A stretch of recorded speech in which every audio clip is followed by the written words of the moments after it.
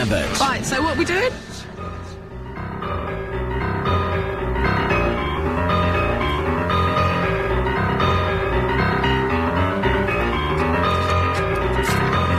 Well, is everybody in?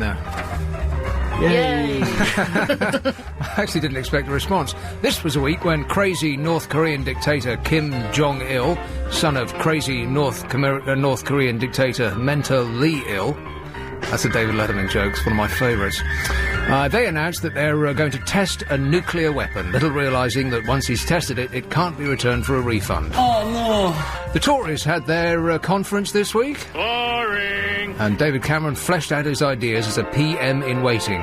He supports much of the following. The family, marriage, and the environment. All very new and exciting ideas. Yeah. Hull was named the stupidest place in Britain. Birmingham must be pleased. Yeah. And Tony Blair, on the 5th anniversary of our boys being in Afghanistan, has offered the troops all the equipment they need, which is nice, if a little late. Like a birthday present. Hey, we're 5 years old today. I found out I'm in a Jeremy Clarkson book, and Lucy finally got to sell her house.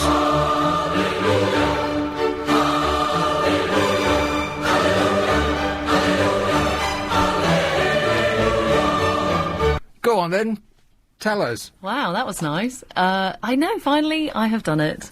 7 months on and we've exchanged. We did have to part with more money though. Did you? Yeah, like that caller said last week. You had to pay the mad... The lady who was buying Yeah, the our- nice lady up the road, yeah. Yeah, the lady was who was dithering. buying our house was going on holiday, and so she didn't want to exchange to move in at a particular date because it would be dead money. So That's just, I can't get my head around that at all. we've had It's to like you give her said a last holiday week, money. what do people do when they go on holiday? Rent their house out for a week? Exactly. So we've given her £400 towards her holiday, which is nice. Oh, that's nice, yeah. Yeah. Where was she going? Somewhere by the sea? Well, I hope it's horrid, her holiday. Yes. Yeah, so now we've got the whole move to do in a week, which is fun. In a week. Now, what do you think about... We've got a washing machine issue where we're swapping the washing machine with the new house. So the old one that we're going to leave behind, do I have to plumb that in ready for her, or can I leave it for her to do? You have a washing machine in your house that's not plumbed in? Well, no, we've got a washer-dryer, which Yeah. we're swapping from the new house we're buying. Oh, you're taking that with you? Yeah, because Right. the one that we're going to get is only a washing machine, and I want to take Plus, our washer-dryer. other people's clothes will have been in it. Yeah, they're old socks. In the back of the machine, there'll be... you remember in the old Wild West movies when... I can't remember what they're called, but these like dried balls of grass blow to and from... Tumbleweeds, yeah. Oh, yes. There'll be a bushel of pubic hair the size of a tumbleweed in the back of that machine. That is And horrible. none of it will be yours. Isn't that awful? Yeah, that wouldn't go in my clothes. I would hope. No, the water would go through it as like a sieve. That's horrid. Anyway, so I don't know whether by law, because I've said we're leaving a washing machine, if I Yeah. have to leave it plumbed in for her. I think I don't want to after she's had her holiday money from us. Why don't She you can trash plumb the it in place? herself. Which is obviously what we would have done anyway, yeah. Yes. And so you managed to sell and buy all on the same day. I've never had to go through one of these chains before. I've never been... Because I just don't want to do that. I'd rather sell and then rent and then buy and then... I think that's more Rent, sensible, yeah. actually. If I had to do it again, I'd probably want to do that. Because you've been pulling your hair out for 7 months, right? Yeah, and we're a chain of 7 and it's all just become really messy. But at least it has finally happened. But then as soon as it does, you've got to go straight away. And so now we're not organised at all with any of our packing. But, Have you acquired a mover yet? yes. You have, in such a short period of time. That's Yeah. pretty good going. Yeah, had the quote yesterday and we paid for it. £10,000. No, only 500, which is brilliant. 500, not isn't it? bad, yeah. To move 40 doors down. Because I had a quote of something like, I don't know, £1,000 or something like that, and they, because there was a lift there at the place that I was moving into, and the Yeah. lift goes, I better not say any more, because it will identify where I live. But it's perfectly suited for the lift. And, but when they got there, they said, oh, no, you can't use the lift. What? Why not? The managing agent said, "Oh no, lift? No, you can't use that because it'll break." They said. What, for moving in your stuff? Yeah. So they had to carry it up the stairs, and eventually I had something like 14 people on the move. That's madness. The managing director of the company had to come down and call in all of the people that he's ever met to help lug the stuff up the stairs. And these kids were virtually dead afterwards. Oh. And I just had to give them all of the money that I had in cash as a tip. Oh, no, Hundreds that's of pounds. awful. For their medical expenses, mostly. But surely, if this lift was substantial enough, Yes. then everyone pays suitable ground rent or whatever anyway Yeah. that would cover it. Well, so you'd why think would it so. not- But don't call me Shirley. Anyway, isn't moving fun? No, it's a nightmare. Oh, this is the easy bit now, the moving. So, the people behind the glass will now introduce themselves and tell us what their favourite cereal is. I guess that's me then. Alex and... Yeah, men go first. That's right, Alex. Yeah. Yes, Well, well at least done. you already had my cup, though. I didn't want to be rude and jump in. Favourites... I used to eat a lot of cereal, but I don't anymore. Oh, God, I wish I hadn't asked I'd now. have to say cornflakes. Cornflakes, you say. But it has to be with That has whole the milk. That has the blandest choice you could have made. Or with whole milk, I mean, you though. might as well eat the box it comes in. No offence to those people at Kellogg's, but... Cornflakes? I never said I was interested. Anyone over the age of 5 has given up childish things, surely. Oh, cornflakes are good. No, they're not. What's good about them? Nice with a bit of semi-skim. No, semi-skim nice. No, it has to be But see, whole. that's about as weak a positive response as you could give. Nice. I mean, that's almost an insult, isn't it? No, I can't Alright, I think should have of said porridge. anything I don't- duller than cornflakes Hang for on, breakfast. porridge. Yeah, you eat porridge. Well, there's Come no on. correct answer. Oh, And what's I was your waiting for my answer? big... He's very offended now. What's your answer, Lucy? Well, if I don't mention brand names, Yes. malted flakes. Ah, malted flakes. Yeah. Well, you see, that's just cornflakes with No. malt flavour on them. No, it's Huh? not. You know, it's those special slimming ones. Slimming ones. Yeah. You've got to be the thinnest person in this building. What are you talking about? I wish I was. Remember I had a problem with my porridge? That I found a fly in it? Yeah. Yeah, well, I sent it back. And they sent me back some vouchers Oh, for more porridge. well, that's quite good, isn't it? Well, you'd think so. And then I read this today. Boxes of Quaker Oats porridge were pulled from stores yesterday after moth pupae and larvae were found inside. Or have you ever seen them when they're in oats? I have seen it before, because often if you leave them in your cupboard for too long, that they grow the pupae. Well, how would they do that? Because they would have to be in there to start with, right? Something must get in, I guess, or breaks into the packaging somehow. I don't know. Eats through the cardboard. It breaks into the packaging. What, it inserts its thumb in the top and moves it from left to right? There I go, yeah. And anyway, then it becomes like sort of stringy. But you almost, unless you know, you could almost eat them and not realise. The boxes were sent to Tesco's and Sainsbury's stores in the north from distribution centres in Cheshire and Merseyside. Quaker Oats Limited issued notices to the relevant stores advising customers not to eat the affected cereal. Oh, that's good advice, isn't it? Like you're going to come up with a spoon of moth larvae and you're going to ring the company to just ask them whether you should eat it or not. A Food Standards Agency spokesman said there is no known health risk from these pupae and larvae. What's the difference between a pupae and a larvae, by the way? But we wouldn't advise anyone to eat them. There's no known health risk from pupae. I suppose some tribes actually eat pupae and larvae, don't they? Yeah, and you'd probably cook them up anyway, wouldn't you? Once they've been nuked in the microwave. Be all right. You don't want to microwave food. Do you do your porridge on the hob? Yeah, of course. Do you? Naturally. And do you make it with milk or with water? Water. Water. Is that not a bit bland? Well, It's creamier with milk, it's isn't it? porridge. It's supposed to be bland. It's it's a dour and Scottish. Dour. The recalled products were best before August the 11th, 2007. Oh no, that's next year, isn't it? I forget what year we're in. And came with a free measuring cup. Hey, where's my free measuring cup? No other Quaker Oats products are known to be affected. So the Food Standards Agency says don't eat them. Oh, good. Well, I'm glad they advised us about that, because I was going to chop them up and sprinkle them on my yoghurt. It's the cornerstone to any nutritious breakfast. Nick Abbott. Are you trying to tell me that this is your act? So Graham Norton has outraged the public. Camp comic Graham Norton sparked outrage last night by saying he is a massive fan of cocaine and ecstasy. The BBC host boasted that he tried loads of drugs and said killer ecstasy was amazing. Now, does he mean, because this is in the stun, right? Killer ecstasy. Does that mean like it's a good thing? Like, you know, kids will say, yeah, it's killer. Does that mean great ecstasy is amazing, or just are they saying that ecstasy is a killer? I think they're probably saying that ecstasy is a killer. The killer drug, ecstasy, is amazing, said camp comic Graham Norton. But experts branded Norton irresponsible, and relatives of drug victims called for him to be locked up, in capital letters, printed bold.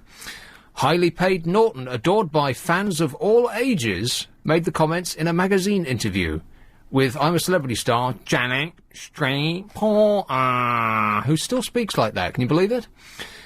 Is he adored by fans of all ages? I find that really hard to believe, because isn't the, isn't that level of campery just loved by grannies? I mean, young people don't know. I mean, somebody was on the news there saying, millions of youngsters idolise him and model themselves on him. No, they don't. To young people like Graham Norton, I would find that really hard to believe. It's grannies who like that kind of act, isn't it? Yeah, they think that it's and yeah, but they don't associate it with gay either, because they don't like. Oh, I don't like pufters, but that Graham Norton, oh, he's such a nice man. It's true. And we'll make a list of the camp of all the, because British comedy is just plain weird. If guys aren't dressing up as women to get laughs. And they still do that. I mean, Little Britain is a perfect case in point. There's a comedy that's not a comedy, except that they dress up and they say the same things over and over and over again. I'm a lady. And the audience falls down laughing. It's not actually funny, it's just that they've said it a lot. Who's the, shut that door? Who was that? Larry Grayson. Larry Grayson. Yeah. Michael Barrymore? Well, he's not overly camp, though, is he? He's just more energetic. No, I don't think he fits in. No, maybe he's not quite as much of a screamer as these people. Larry Grayson. Who else? Who was the "Ooh, you are awful" one? But I like you, Dick Emery. Well, he was another one who dressed up as a woman for laughs. But occasionally he was funny. It's to me, funnier than Little Britain, which I just don't get at all. Let's put someone in a wheelchair and make out that they're mentally deficient, and then all have a really good laugh. That's British comedy in a nutshell. Hilarious. Yes. But I just really find it hard to believe that anyone that's not female and over the age of 60 likes Graham Norton. I mean, what's he doing now? He's doing that come dancing thing. Yeah, he was doing I rest my case on your face.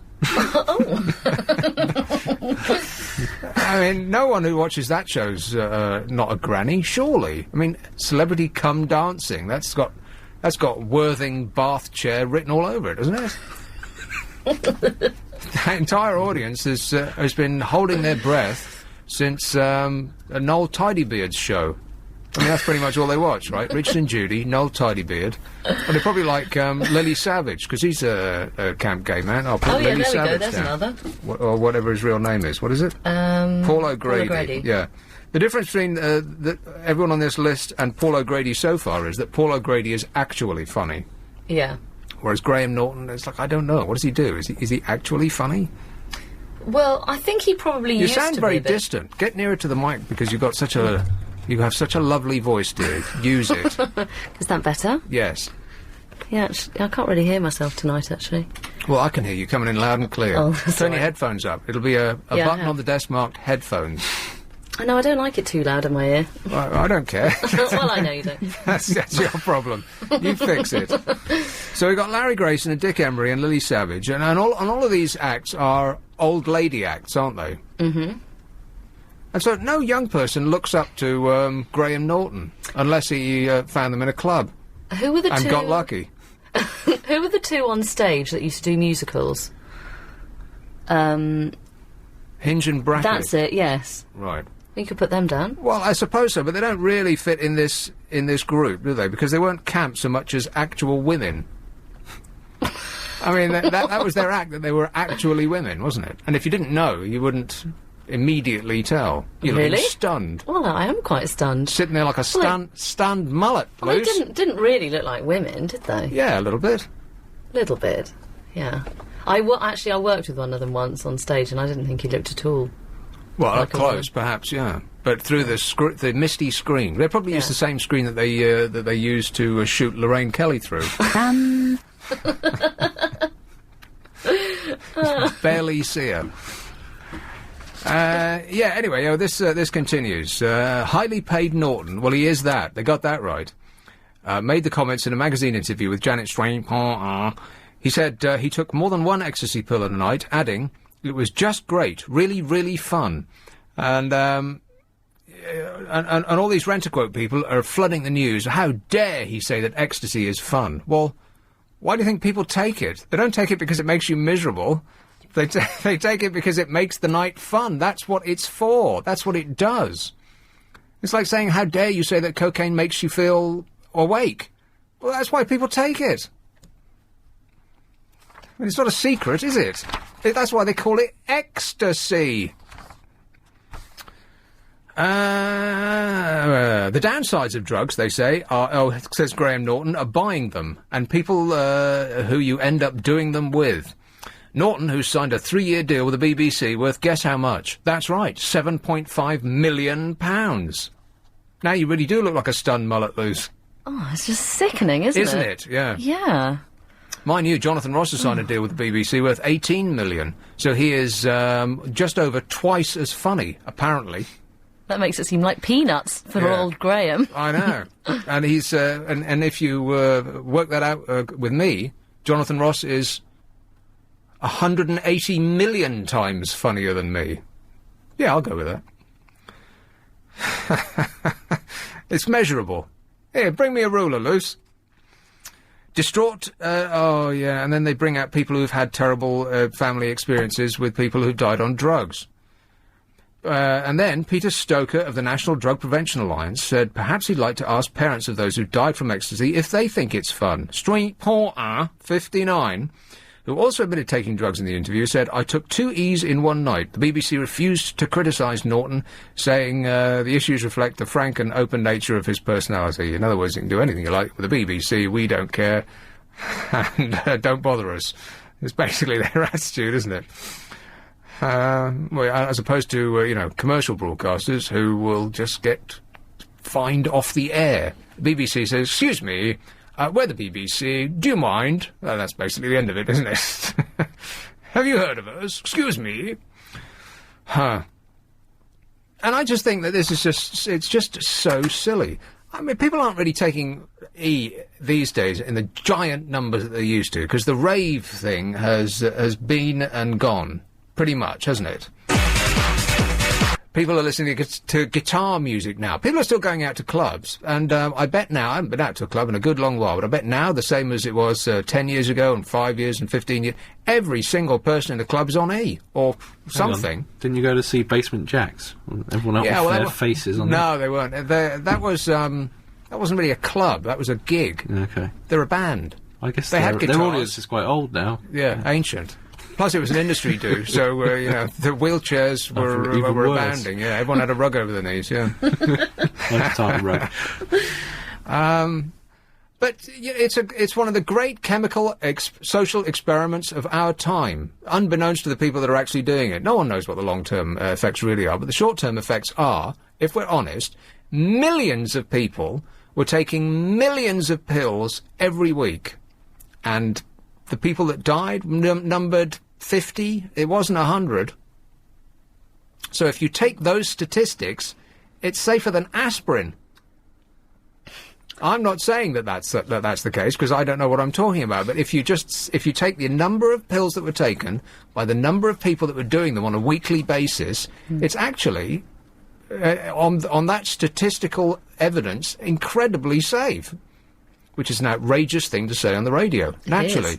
But I tell you what's much, much worse, and all of the newspapers were in full support. There's a programme on television about cars, and there was the fear that after a man of short stature had a crash going at a ridiculous speed for a TV presenter to be going at, that it was going to be taken off the air. And it's a TV programme that I love. I think it's one of the best TV shows on. But it does revel in speed and driving crazily, going round corners sideways and all the rest of it. And you know what's the cause of 9 deaths a day in this country? Cars. 9 people die every day in this country, and that's not just Monday to Friday, that's 7 days a week, every day of the year. 9 people die every day because of cars in this country. And where's the group wanting to ban that? Where are the outraged spokespeople wanting to ban cars? It's called Ken Livingstone, isn't it? Well, he doesn't issue cars either. He he takes cabs at our expense. Thanks, Ken. On the bottom of virtually every poster on London Underground, it says, Mayor of London, thanks for all the money. I'm still here. But, you know, just get a bit of perspective.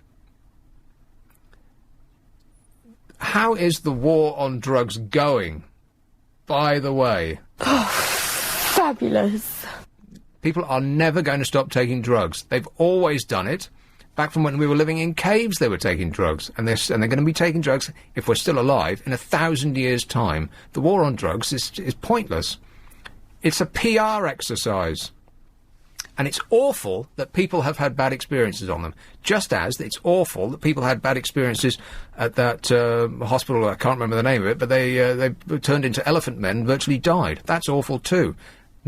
Medicine did that. Actual over-the-counter proper medical companies did that. Aspirin kills people. I don't know what the figure is. Let's pull one from the air. 10,000 people a minute die by taking aspirin. Did you know that? Isn't that amazing? But it's, so Graham Norton says he likes to do coke and E. I mean, that's going to put kids off, isn't it?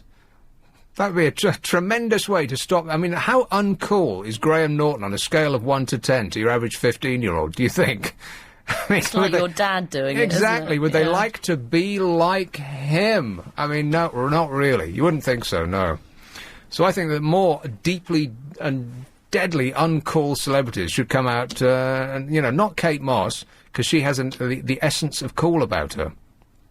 In fact, that's going to be her new perfume. That's quite good, actually. Kate Moss.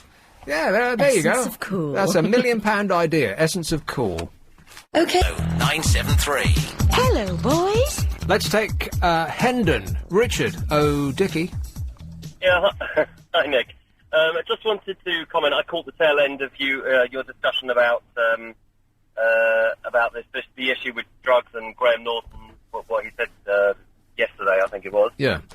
Yeah, I mean exactly as you said. Really, I mean, I really can't understand why there is this controversy over his comments. I mean, as far as I understand, all he has said is that he's taken these drugs and that he had a good time on them, and I can't see why that should be surprising or shocking or anything wrong with that, to be honest. Well, the government's position is, as it always has been, that drugs aren't... There's nothing fun about drugs. People... And it makes you wonder why people take them. You know, they just pretend that... It's kind of like the heroin poster from my youth. You remember the heroin advert? Hard to believe that the government used to be advertising heroin, but they said it went something like, "Oh, I'm down to a couple of hits a week now, and I can handle it, but I've just got a bit of a cold at the moment, that's all." Something like that. And they just pretend that anyone who ever takes any drugs is going to be a shivering wreck, injecting acid in their eyeballs in an alleyway near you soon. Absolutely, which a huge percentage of the population know is complete and utter nonsense. And I don't think that you can even start to address the problems we have with drugs until you acknowledge the fact that people take them for pleasure and that there are many people that take them without any problem. Because unless you tell the truth, then nobody is going to believe the message you're giving out anyway. Correct. Finally, some sense has been spoken. That's right. The government... the thing they always come back is, well, we'll be sending out the wrong message. Thing is, no one under the age of 65 is believing a single word they say. It doesn't matter what message they give out, we're not believing it. Absolutely, and the fact is that there are millions of people in this country taking drugs, a whole range of drugs, including ecstasy and heroin and cocaine, and they're taking them every single week, and they manage to live their lives with it. They don't have a drug problem. They manage to represent their constituencies. Yeah, you're right. Absolutely, you know, and until you acknowledge that fact, that as exactly the same with alcohol, that people can use alcohol recreationally and still continue to have normal lives, as many people do. But there are some people that will have a problem with alcohol in the same way that there are some people that will have a drug problem. And you've got to be honest about it to address the problem. Correct, Amundo. Yes, thanks a lot, Richard. No trouble. Cheers. And you know what I don't want to do? Talk about drugs all night. Because that's just your typical talk show standby, and I know where it's going to go, and it'll be, oh yes it is, and oh no it isn't, all night long, and I just refuse to do that kind of radio. I won't. Don't let me, Lucy. If I ever drift into it... Oh, that's a shame. There were 150 calls lined up. Yeah, I bet, yeah. Let's have one in Posh's Putney. Hello, Ollie. Hi, Nick. We're not going to talk drugs all night, but I do like to bring in the most dangerous drug of all, which seems to have... most people seem to have missed the point, and that's alcohol. I think that's killed far more people and disrupted and broken up so many homes and everything else. I think the rest of the drugs are pretty well pale into total insignificance compared to alcohol. Yeah, and the government pushes that. They make money from that. Well, yeah, it's a fortune. I mean, they couldn't possibly do anything to stop the poor old public from imbibing in that. I mean, you just have to drive down Putney High Street on... at about 12 o'clock at night. I drive back from central London, and people are just falling around in the road. In Putney? Oh, come off it. Oh, yeah. No, surely not. You must have strayed down the river a bit. Not Putney. Oh, no. Wandsworth, perhaps. Posh Putney. Wandsworth High Street, I'll believe, but not Putney, surely. Well, there's loads of pubs there, and it's just a big rush to finish off before 12 o'clock or whatever it is, and these Wetherspoons, special drinking establishments. Well, without mentioning any brand names, that's good. Wetherspoons, you say? Yeah, it's their fault, yeah.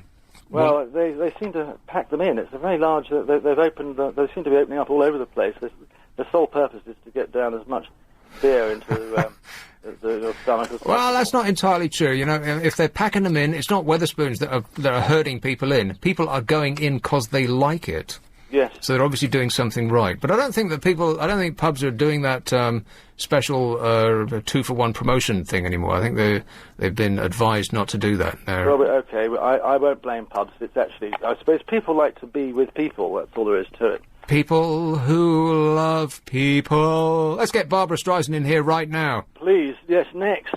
All right, thanks a lot, Ollie. Thanks, Nick. Bye. Ta-ta. That was Ollie. Well, here's another nice mess you've gotten me into. Speaking of droogs, George Michael in the news again. George Michael was so wasted when paramedics found him slumped in his car. They wheeled a trolley to the driver's door, it emerged yesterday. A trolley? Is that like a tranny? They had to support the sweating star as he stumbled out of his Mercedes in the early hours on Sunday. He refused to be put on the trolley, but and could only make it to an ambulance with the aid of 3 people. He doesn't look that heavy. 3? George, 43, shrugged off the incident yesterday and said, "I do not have a drug problem." Well, he doesn't seem to be having a problem getting them. But witness Naz Adil, 28. Why do they keep telling us how old people are? And only if they're a woman with blonde hair do they actually add anything to that. It'll be blonde, 28. Why do they do that? Busty Barbara, 34. What kind of papers are you reading? Was it The Guardian, was it? Witness Naz Adil, 28. A minicab driver revealed the singer was comatose as he was helped from his motor in northwest London. Naz said he looked really out of it. When the paramedics saw the state he was in, they wheeled a trolley up to the car, and he had to be helped by 2 paramedics and a police officer.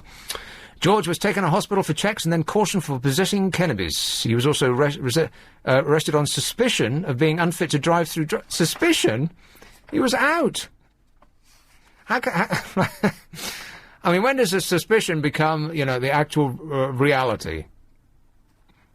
I mean, how many times have you fallen asleep at a red light? That'll be 9. Never, yeah. I mean, he does it like every other week. How's that possible? And surely, if that happened to Joe Bloggs... You're calling me Shirley again. Sorry. But if that happened to Joe Bloggs, then wouldn't you just be banned for driving, falling asleep at the wheel? Yes, if I'd been found with dope in the car... Yeah. Having just crashed into 3 other cars and have been found asleep at the wheel, I wouldn't be driving anymore. How's he still driving? I don't get it. Isn't it? It was the former Wham star's 4th worrying car incident in 8 months. 3 of them have involved being unconscious at the wheel, and 2 have resulted in police cautions for having pot. The latest happened just after 3:20 a.m. on Sunday. 25-year-old teacher called Jennifer raised the alarm. No indication of what colour her hair is. Auburn. Yeah, that's probably why there's no indication. Not blonde.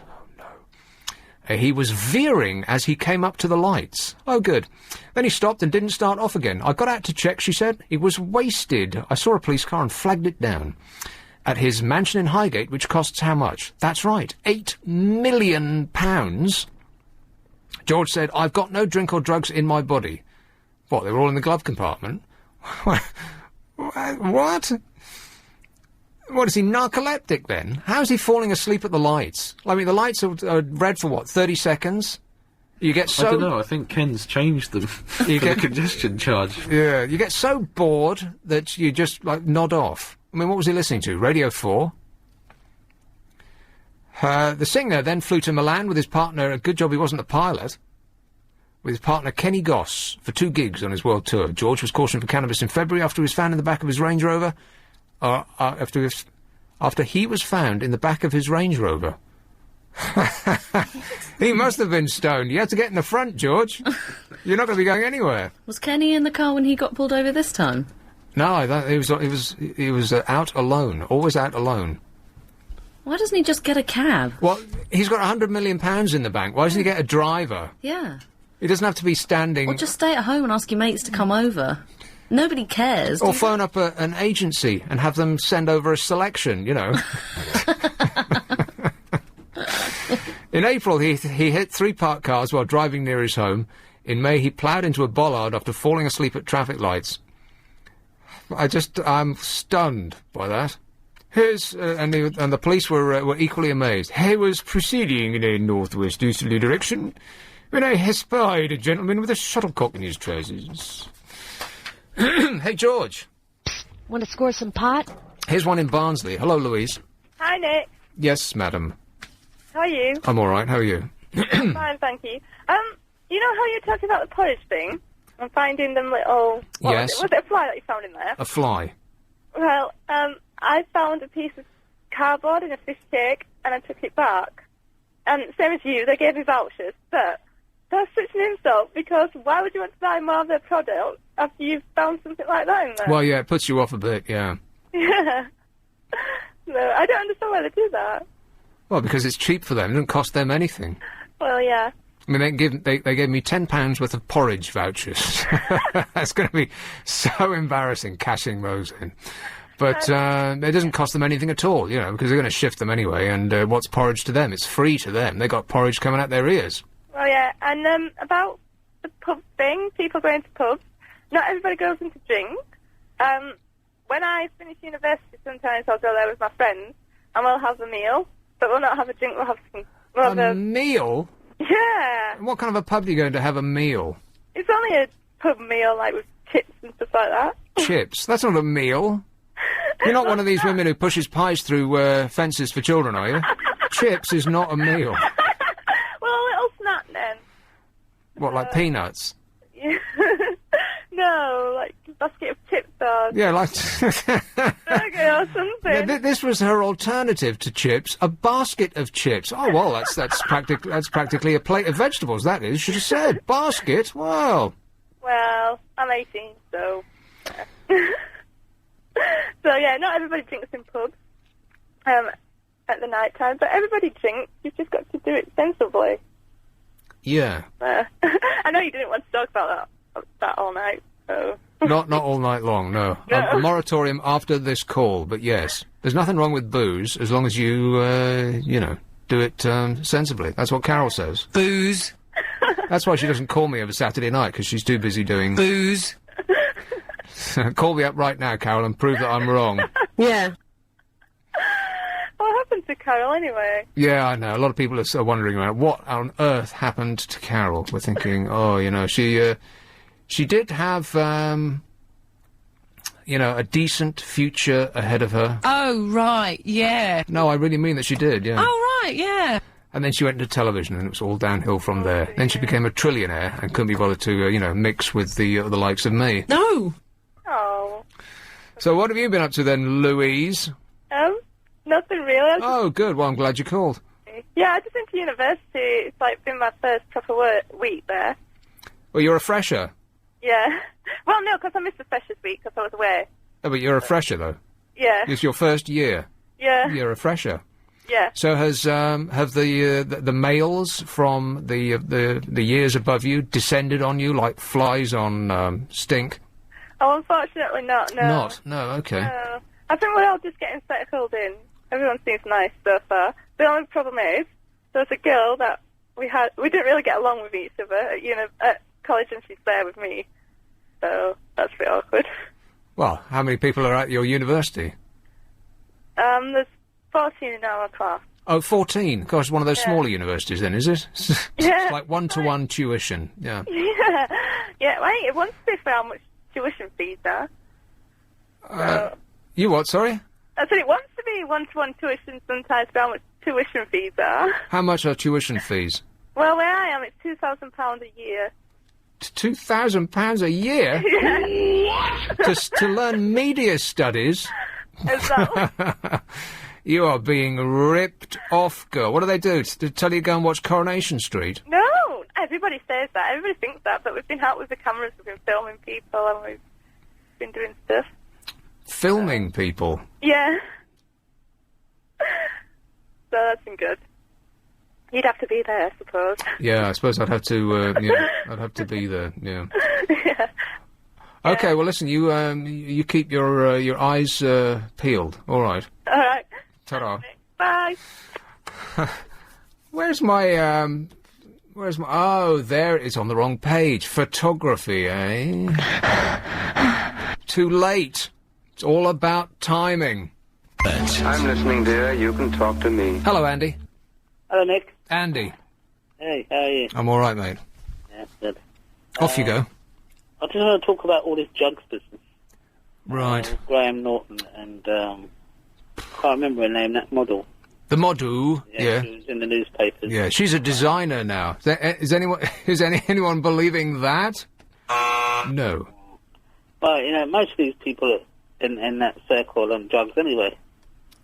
Most of the people in that circle are on drugs anyway. Which circle? That celebrity circle. Oh, celebrities, yeah. Mm-hmm. Notorious. A-list, or what they call them. A-listers, yeah. More like B-lists.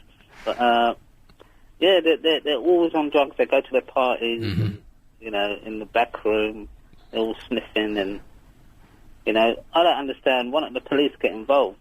Who's supplying them with the drugs? The police. That's why they don't get involved, yeah. No, it's not them. It's, I don't know, international criminals and terrorists. Afghanistan.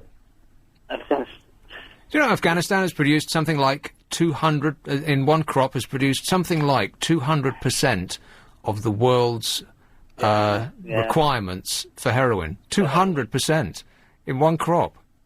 Isn't that incredible? Scary. That's like they'll be just giving it away. But that's what I mean. Why don't the the police, the Secret Service, or why don't they start doing something about it? Hey, that's a good idea. Why didn't we think of that before? Because they're all on drugs. You see them on the papers, and they've got photographs of them sniffing cocaine. Mm-hmm. But no one, they're not going to find out who is supplying them with drugs. But then, the small person on the road who gets caught on drugs is shoved into the police station and grilled. Tell me supplies you with drugs. And isn't it that if you're taking drugs, whether you're selling them or you're caught with drugs on you, isn't that a prison? Can't you go to prison for that? It very much depends on how they're feeling that day, I think, or who you are. If you're a celebrity, then if you get caught with drugs, then I think it means that your career is about to go into orbit. You're going to be earning millions more than you were before. I bet Graham Norton gets signed up for some cool things now, because it'll be people on TV will think he'll be down with the kids. He'll be whipped off that ancient old ladies programme, the celebrity dancing, whatever it is, and he'll do some young youth things. Yeah. I guarantee it. Like Kate Moss. She was getting by on, what, £2 million a year before she was caught smelling powder. And afterwards, now she's earning £10 million. Well, she was earning £10 million a year before she just signed another £10 million contract to be a designer. And a woman who's actually running Topshop, and I've never been in Topshop in my life, but apparently the kids think it's super extra double great, right? Mm. Hey, Lucy, do you own a Topshop? Not anymore. Not anymore. Why not? Because I'm too fat and old. Oh, please. And I'm going to have to send you to some sort of self-loathing camp. No, but really, I just would look stupid trying to wear young people's clothes now, like 18-year-olds' clothes. I mean, I could probably buy the odd bits and pieces. Well, Kate Moss isn't 18. No, but she's like a size 0. Right. No, I'm not. She's a great big fat 0. Exactly. Yeah. Anyway, Andy, you're speaking a lot of sense, all right? Thanks a lot, mate. Cheers. All right, mate. Bye-bye. Did he just say hello to you? No, he said, all right, mate. Oh, I thought he said, all right, mate, hello. No, bye-bye, I think it was. Yeah, because hello, that would be crazy. That would be a ridiculous thing to say. I say hello, you say goodbye. That wouldn't make any sense at all. Where was I? Oh, yeah, Kate Moss. So she's going to be a designer for Topshop. And the contract that she's got says that she can come in whenever and do whatever. Preferably not an early morning start, I would guess. And that's about it, I think. She's not going to show up at all. She's going to be designing things. Oh, yes, people are going to give her a pen and a pencil, and she's going to be like Karl Lagerfeld and start scribbling, creations down. No, she's going, want to do a vest? Skinny jeans. Bye. Off for lunch. Which will be like half a pot of yoghurt or something. I don't know if it'll be that much. Half a pot of yoghurt and a couple of tabs.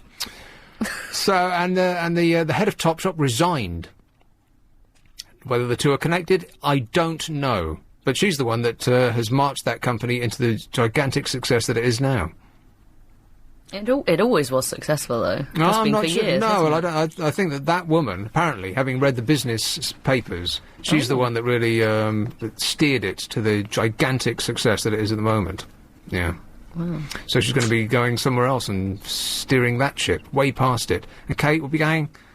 Oh. Do you think she'll ever get fatter? Who, Kate Moss? Yeah. Who cares? Who cares about Kate Moss? Seriously, she's just some dim, weird-looking bird. But supermodels these days never seem to get to a point where they've gone past their best, and I always thought... Yeah, they do. What about... I can't believe I'm about to have a conversation with you about supermodels. You are. Oh, God. Which one?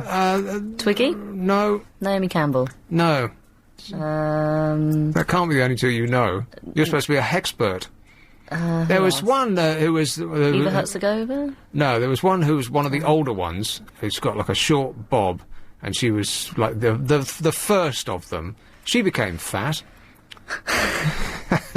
She did. That's not really narrowing it down for me. No, I know. Well, this is not information that I keep in my mind. I've got a lot of information that I have to keep in my mind, and I can't. This kind of stuff just flies in one ear and out the next, like it drips out. Stephen Gerard was in the news this week. Hey, haven't the boys done great on the football field? No. No. I bet Sven is quietly pleased. It was a draw, wasn't it? Yeah. With Macedonia, population 50. Half of the population of Macedonia was on that football pitch. Can anybody pinpoint it on a map? That was pathetic. And so Sven must be over the moon. This is the best news he's had in, since he last saw his bank statement. Because everyone was saying, after Steve McLaren took over and we won our first 2 games, everyone was saying, thank God, we've got rid of that useless Sven. Now our boys can start winning matches like we knew that they always could. Turns out those were a lucky couple of games, just like Sven had the England-Germany, the 5-1 game. Oh yeah, one of the greatest couple of hours in history. I mean, you just went from one thrilled reaction to the next, right, Alex? Ecstatic. Oh, come on, mate. You must have been pleased. Are you English? I don't even remember it. No, I'm half Scottish. Well, so am I. Half Mauritian. Not a drop of English in me. Well, I'm half Scottish, half Welsh, but I was born in London, mate. Yeah. I don't remember it, to be honest. Not that well, I've got it on DVD. Oh, can I borrow it? No. I don't think you'd appreciate it. But people are thinking, finally the Sven era is over and we'll start winning things. And he won the first 2 games against competition that was such a non-entity, I can't remember who they were. And then we came up against the tough opposition that was Macedonia. And did we teach them a lesson? No. No, we fell at the first fence. That was pathetic. 0-0. How often do you watch your DVD of football? My DVD Yeah. of England-Germany. I mean, how often do you re-watch football matches? Isn't that boring? Not if we won 5-1 against Germany, it's not, no. But you still get excited every time you watch it. Yeah, that's what I mean. How do you feel that? Okay, it was a giveaway with a newspaper. And I haven't watched it yet. Oh, if you see, you never will. No, well, I fully intend to, because I would like to relive the one moment of glory that we've had in English soccer for as long as anyone can remember. 1966. But then you've got a plan to sit down. Yeah. And, will it be the same, though? Because you know the score. It's never the same. I know what's happening. Yeah, it's right there on the cover. Well, don't tell me. Yeah. Right at the end, Bambi's mother gets shot. People of Britain, we urge you to challenge Churchill. Challenge Churchill? Yes, person of Britain, challenge Churchill. OK, Churchill. Hello, boys. Did I do that one already? I lose track. Okay, Stephen Gerard was in the news today. That's what I was belting on about just before that. Did you see this? England soccer ace Stephen Gerard has developed a love for, and this is in The Sun, and so the next word is in capital letters in bold. What do you think he's developed a love for? Cake? No. Chips? No. Something that's so shocking it got a whole story. Porridge. And the next word is in capital letters in bold type. England soccer ace Stephen Gerard has developed a love for... Bras. Something that's so shocking... The Golden They Girls. put it in capital letters and in bold type, as though this is the most ridiculous thing they've ever heard. A story in the Star. Golf. England soccer ace Stephen Gerrard has developed a love for... Keep guessing. Skipping. Skipping? Well, they probably do that as part of their, that's why that's why they're all true. completely useless on the pitch, is because they're all completely fagged out from skipping. Okay, And that's not fagged in a Rio Ferdinand sense, you understand? Well done, Rio. Yeah. Oh, was that the same Rio Ferdinand that was bleating on about racism in sport? Went on Chris Moore's show and called him a faggot? Yeah, well done, Rio. That's a really good job there. Excellent, mate. Congratulations. Can you give us a clue? Yes, art. Oh, it's some sort of art. No, art. That's the that's word. the yeah. answer. It's a big clue, I'll admit, Oh. but that's the answer. Oh, Yeah. you ruined the game. England soccer ace Stephen Gerrard has developed a love for art, says The Sun, as though that's, just stunning. The midfielder said, now, how would he say this? Yeah. Away from football, a real passion of mine now is art, he said. I like to look at all different kinds, and I've started to pass opinions on different pieces from different artists. Opinions, yet. Liverpool skipper Stevie, dad of two. The Sun had to put that in, so he's not, in brackets, not a pufter. Just want to make absolutely clear that, The Sun, even though they're a friend of the gays, The Sun. He said, my favourite is classical art. There have been so many great artists in the past, but I like modern art as well. It's nice on the eye. Right. Well, that's what Francis Bacon said, yeah. Number 3. Nick Abbott. Well, let's get back to it.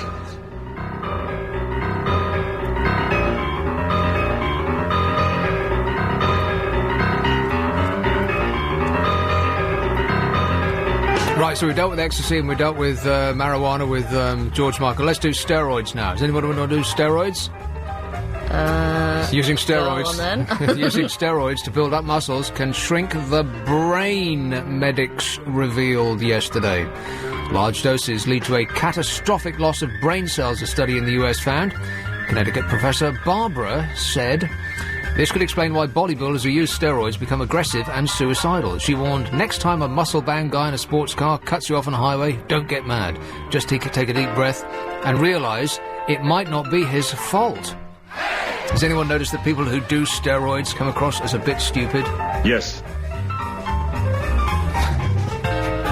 Do muscle freaks seem that bright? No. Is it the steroids that are doing it? Correct. But they must be much smarter without them, right? Wrong. Just a thought.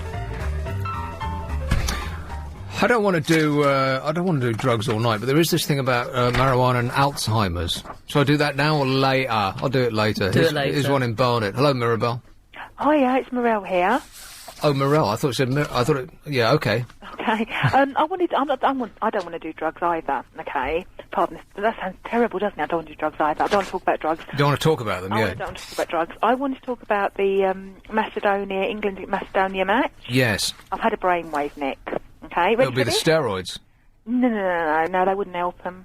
They just get more muscle bound. They need an incentive, okay? So you know the sponsors that give them thousands and thousands of pounds to do their goods. Yeah. Okay.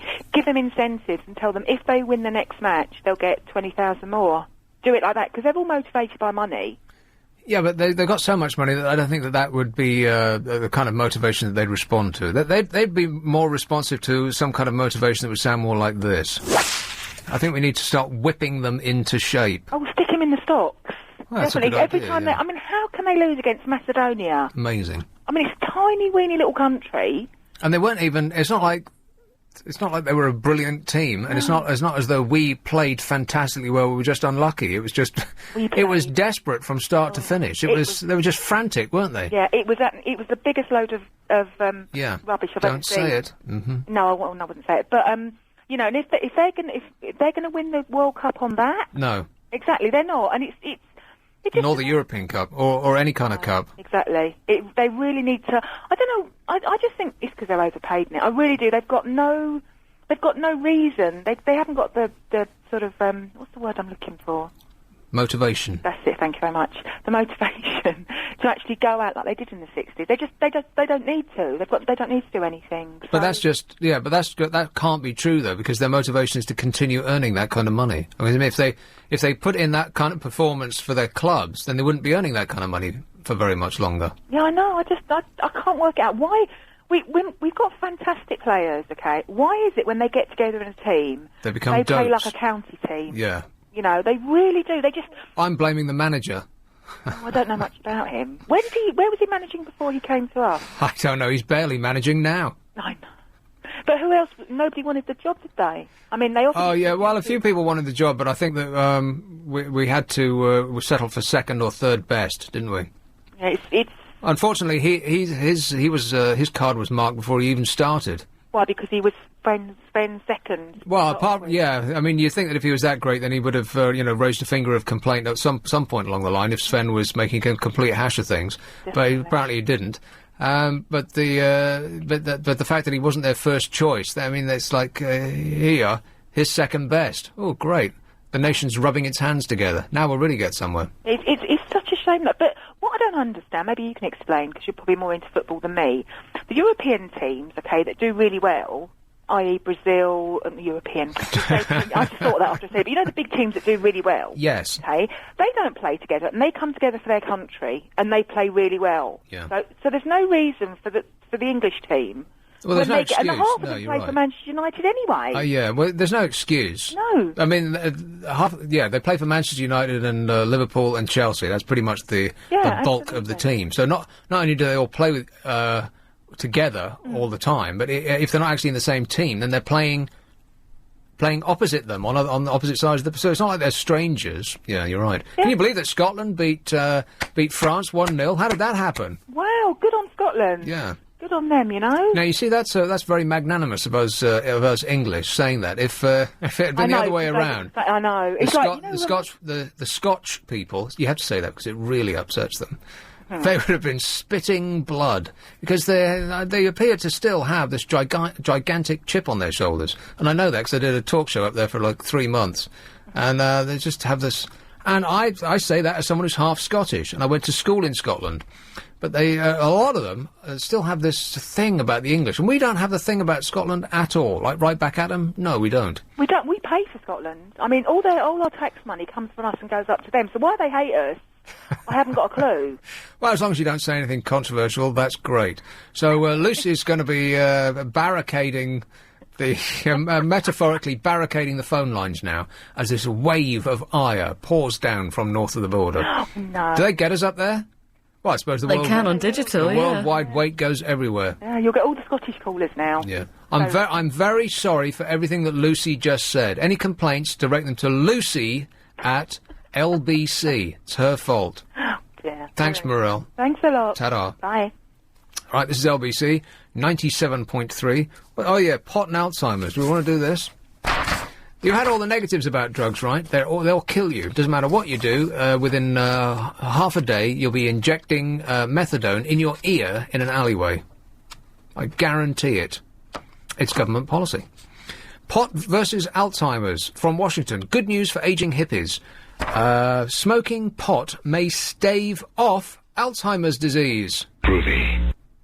New research shows that the active ingredient in marijuana may prevent the progression of the disease by preserving levels of an important neurotransmitter that allows the brain to function. Can you believe it? Researchers at the Scripps Research Institute in California found that marijuana's active ingredient, delta-9 tetrahydrocannabinol, or THC, can prevent the neurotransmitter acetylcholine. Can you believe that I could get out tetrahydrocannabinol but not acetylcholine, which is about half the length of the word? Sounded impressive. Yeah.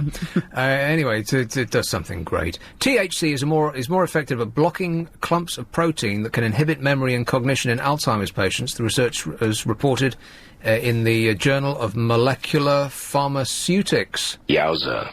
The researchers said that their discovery could lead to a more effective treatment for Alzheimer's. Those afflicted with Alzheimer's suffer from memory loss, impaired decision-making, diminished language and movement skills, and the ultimate cause of the disease is unknown. Marijuana is used to relieve glaucoma and can help reduce the side effects from cancer and AIDS treatments. Want to score some pot? So there you are. There's a positive story that not even the government can say nay to. But it's not very good if you smoke it, is it? Because then you're still getting all the what's it called, carcinogenics. Right. So that's still going to be bad for you, whatever. Well, I suppose so, yeah. Any kind of... you need to somehow ingest it without smoking it. Right. You could boil it up with... you could, put it on a teaspoon with alcohol and boil it over a naked flame and then inject it. That's what Pete would do. I guess so. Let's have Woking. Hello, Sean. Hello, mate. I can't work that out because the whole point of that's not smoking dope is the fact that it makes you lose your short-term memory, and they're saying, but smoke dope and you won't lose your memory through Alzheimer's. That's what they're saying, yeah. But surely you're still going to lose your memory through smoking the dope. A different kind of memory, though, I suppose. I don't know. But Professor Barbara said it, so, you know. Professor Barbara? Yeah. Wow. Well, that's it then. Where you been anyway? I remember listening to you on Virgin and then you disappeared. Well, without mentioning any other radio stations. Virgin, you say. Okay. That's good. Yeah, I did disappear. Yeah, I know. I was there, and then I wasn't funny there. On there. I remember that was excellent. And then you suddenly crop up Saturday nights on LBC. I know, and the funny is gone. No, I wouldn't say that. It's good to see you again, anyway. All right, thanks, Sean. Cheers. Do you listen to Woman's Hour? Of course not. No. It's on another channel.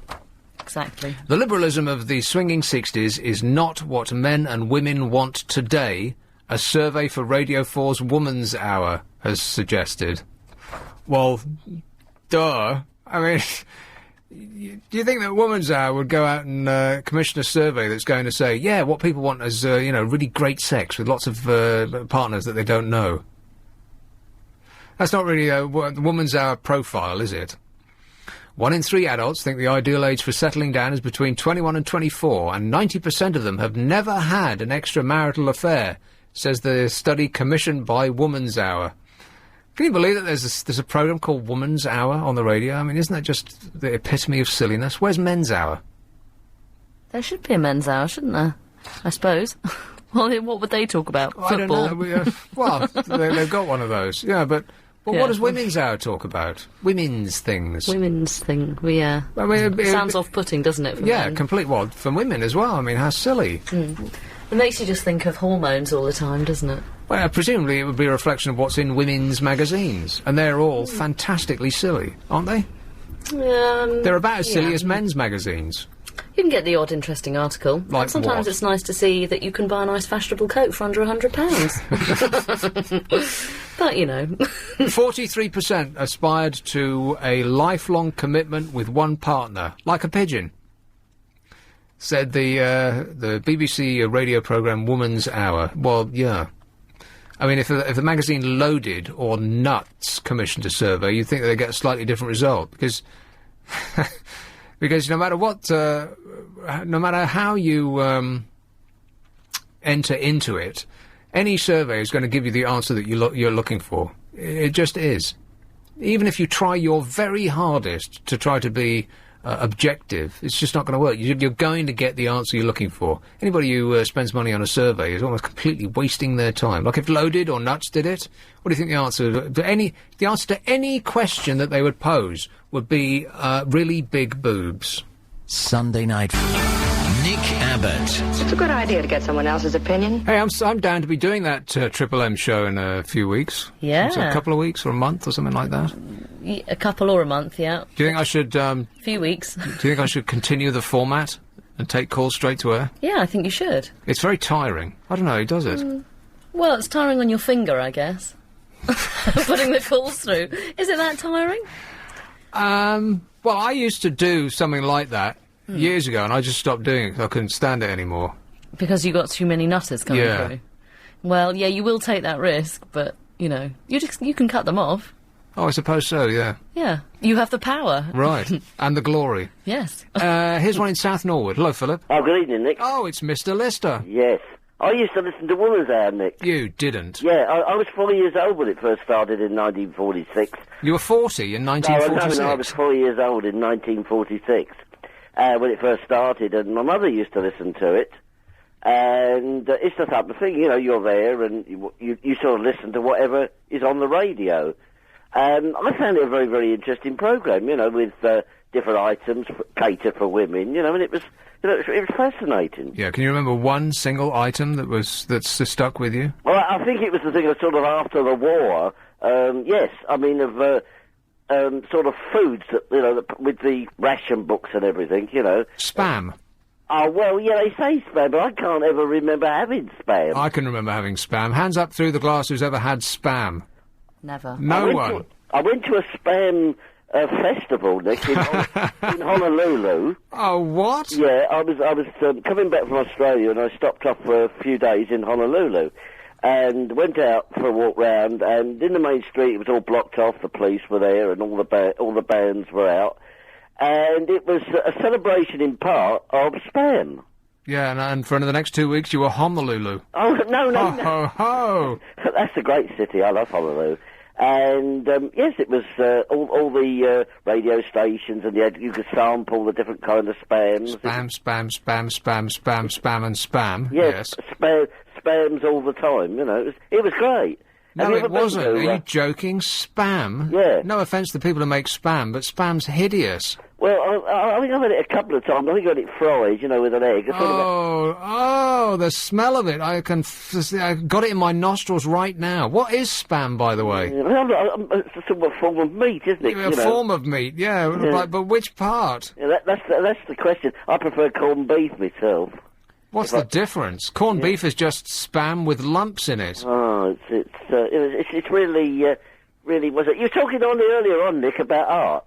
Hey, Lucy, do a Google thing on... not Google, because that's a brand name, isn't it? Do an internet search on Google about spam. Mm. I want I'm to know doing it what's right now. want to know what's in it. Have a In late it. night snack. You're talking earlier on about art, Nick. Yes. They used to have it. I don't think they've had it this year. The Daily Mail group organised Not the Turner Prize.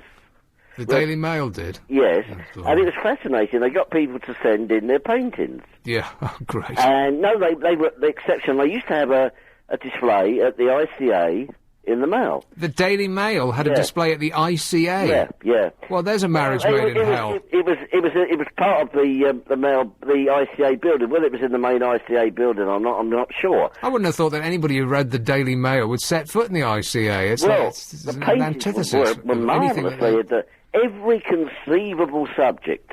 I think it ran for about 3 years. I'm not sure whether they had it this year. I don't know. I won't go in the ICA anymore. I think it's a ridiculous organisation. Everything I've ever seen in the ICA has been just daft. I went there once, but I can't remember what the exhibition There was you about. go. Perfect, yes. It was rather strange, but it was really good. The chap who won the last competition, he won. He painted his mother. Honestly, I kid you Now, not. hang on a minute. Do you mean that he actually applied paint to his mother? No. He did a painting Of his mother? Oh, right. And it was a wonderful picture. You had this little old lady, obviously, been the care and attention to detail. And What was the guy's name? Whistler? No, it wasn't Whistler. No, but it was a wonderful exhibition, and I hope if they hadn't had it this year that they, sort of bring it back. Yeah, I can't wait not to go. Yeah, just one other thing, Nick. I was reading in the week. I bet there's more than one thing. I know by the you're way, into but carry on. I know you're into music. Yes. But I think country and western could be dying. Oh, good. The reason why, I was reading in the paper that all the major cities now, and Los Angeles have just lost their country and western station. The New York's not got one. Well, the middle of America, in between New York and LA, they've got nothing but. That's right. Yeah.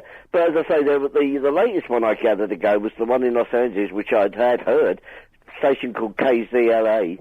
Oh, yeah, they're very good. KZLA. We're called ZLA FM. Yeah, very memorable, yeah. 'Cause I was on, actually funny enough, I was on a country music station in Vegas some years ago. I was on a holiday, and I phoned up asked them if they'd play a request for me, and the guy who answered said, I want to put you on the air. He said, I like your voice. And he was regretting it for the rest of his career. He went down, and the station's call signs was called K-Ram, Love Your Country. And then you had me, with my voice. And they were taken off the air like 10 minutes later, yeah. Yes. I bet that this station in LA that stopped being a country station, because in America, if your format's not working, you can just flip overnight to whatever you like. They pull it, yes. Yeah, and so but I bet the next day it became a Latino station. No, it became what they term, I'm not sure what sort of music they play, it's adult contemporary. Oh, right. Whatever that means. But I tell you, the one station I do love in New York is K-Earth. Have you ever listened to K-Earth? No, I have not. And they play nothing but oldies. And when I say oldies, I mean from the 50s to 60s. Like this? No, Little Richard, Rip It Up and things like that, and good fun station. But all the country is dying, eh? Well, in the big cities, I mean, I know for a fact Toronto hasn't got a country station. Well, right, Toronto. Toronto is not in America. I know. Close enough for jazz. Hey, Philip, you are... Crazy. I know, Patsy Cline. Yes. She's a little bit country, a little bit rock and roll, like Donny and Marie. What sort of music do you listen to, Nick, when you're not, playing music? All sorts. At the moment, I'm listening to electronica. Oh, I've not heard of them. No, it's sorry. No, it's a type. Oh, it's a type. Yeah, black. What's the thing that I'm listening to right now? Black Morning Light. Bright Black Morning Light. Oh, wow. They're never going to make a success with a name like that. I mean, I've been playing it all week, and I still can't remember what they're called. Is it happy music or...? No. Yola Tango, they're very good. Gotan Project I've been listening to this week. The new 07 album is fabulous. Wow. I've heard of none of these people. Then you've got a lot of work to do, Philip. I must admit, my types of music, I love country music, and I like oldies, and occasionally a song will come along, from out out of a field that I'm not interested in. Yeah. And then I think, wow, I And you like to listen and sing along, I bet. Oh well, not at the moment, not with my throat. I've got a bad throat at the moment. Oh, go on, mate. Have a sing song to this next one. Will you What's do? that? Would you just try? Okay, we'll see. What is it? All right, take a deep breath in and.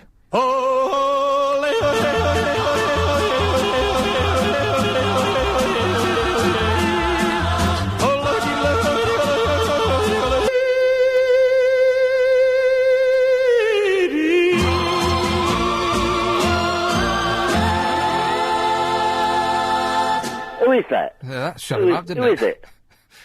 I've no idea. Oh, anyway, can I just ask one final question? Yes, and in closing. I wasn't listening earlier on because of doing something else. Did Lucy get her moving sorted out? Yes, she did. Oh, great. Oh, that's good. A rare moment of silence. Yeah, no, I thought I'd been cut off. Now, you will be. I know. All right, thanks a lot, All the Philip. best, Nick. Ta-da. Let me see that spam thing. We've got the gen on spam. When are we at? 29:15? All right. You'll have to go up the page because I've got no control over this. What, you want the page to go up? Yeah. There we go. No. Down. Yeah, I want to see the top of the page. Oh, right. I got just to the ingredients. Start at the very beginning. It's a very good place to start. Spam was invented in 1937 by George A. Hormel Foods. Can you believe that there's a product called Brains Faggots? Philip's a fan of those. Philip who? It was just on. Oh, really? Yeah, you should have should have mentioned it. That's the most disgusting sound of thing I've ever heard in my life. Anyway, that's got nothing to do with this.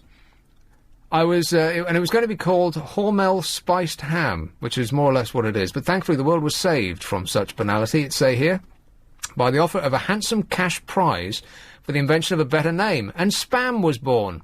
Kenneth Diagnew, a Hormel executive, scooped the pot, and since then it's been produced almost unchanged, apart from one update to the packaging in 1997, for 60 years. And guess how many cans they've sold? That's right, 6 billion. Who's eating that stuff? Although over 20,000 tons of Spam. Oh, wouldn't you like to see the Spam in tons? I've never seen anyone put it in their trolley shopping. Never. Not once. And I would have noticed that as well. Is a trolley the same as a tranny? Oh, we're back to that again. Although over 20,000 tons of Spam has been sold by 1940, it was the war which was responsible for it travelling the globe, carried by American aid packages and the U.S. Army. It's their fault. All right, give me the ingredients. Where is it? Oh, the ingredients, according to the tin, are chopped pork, shoulder meat with ham meat added, salt, water, sugars, sodium nitrate, and, of course, those secret flavourings. 7-3. Come on, we're running late! And an interesting historical footnote on this site about a Spam says, whatever we may think of the additive-rich, detail-poor ingredients list on a tin of Spam, the generation which endured rationing in the UK and ate Spam in enormous quantities is, by and large, the healthiest and longest-lived in the nation's history. Huh. Chopped pork shoulder meat with ham meat added. Salt, water, sugar, sodium nitrate, and secret flavourings. And the ham meat added has got a footnote which says, that is to say, miscellaneous bits of leftover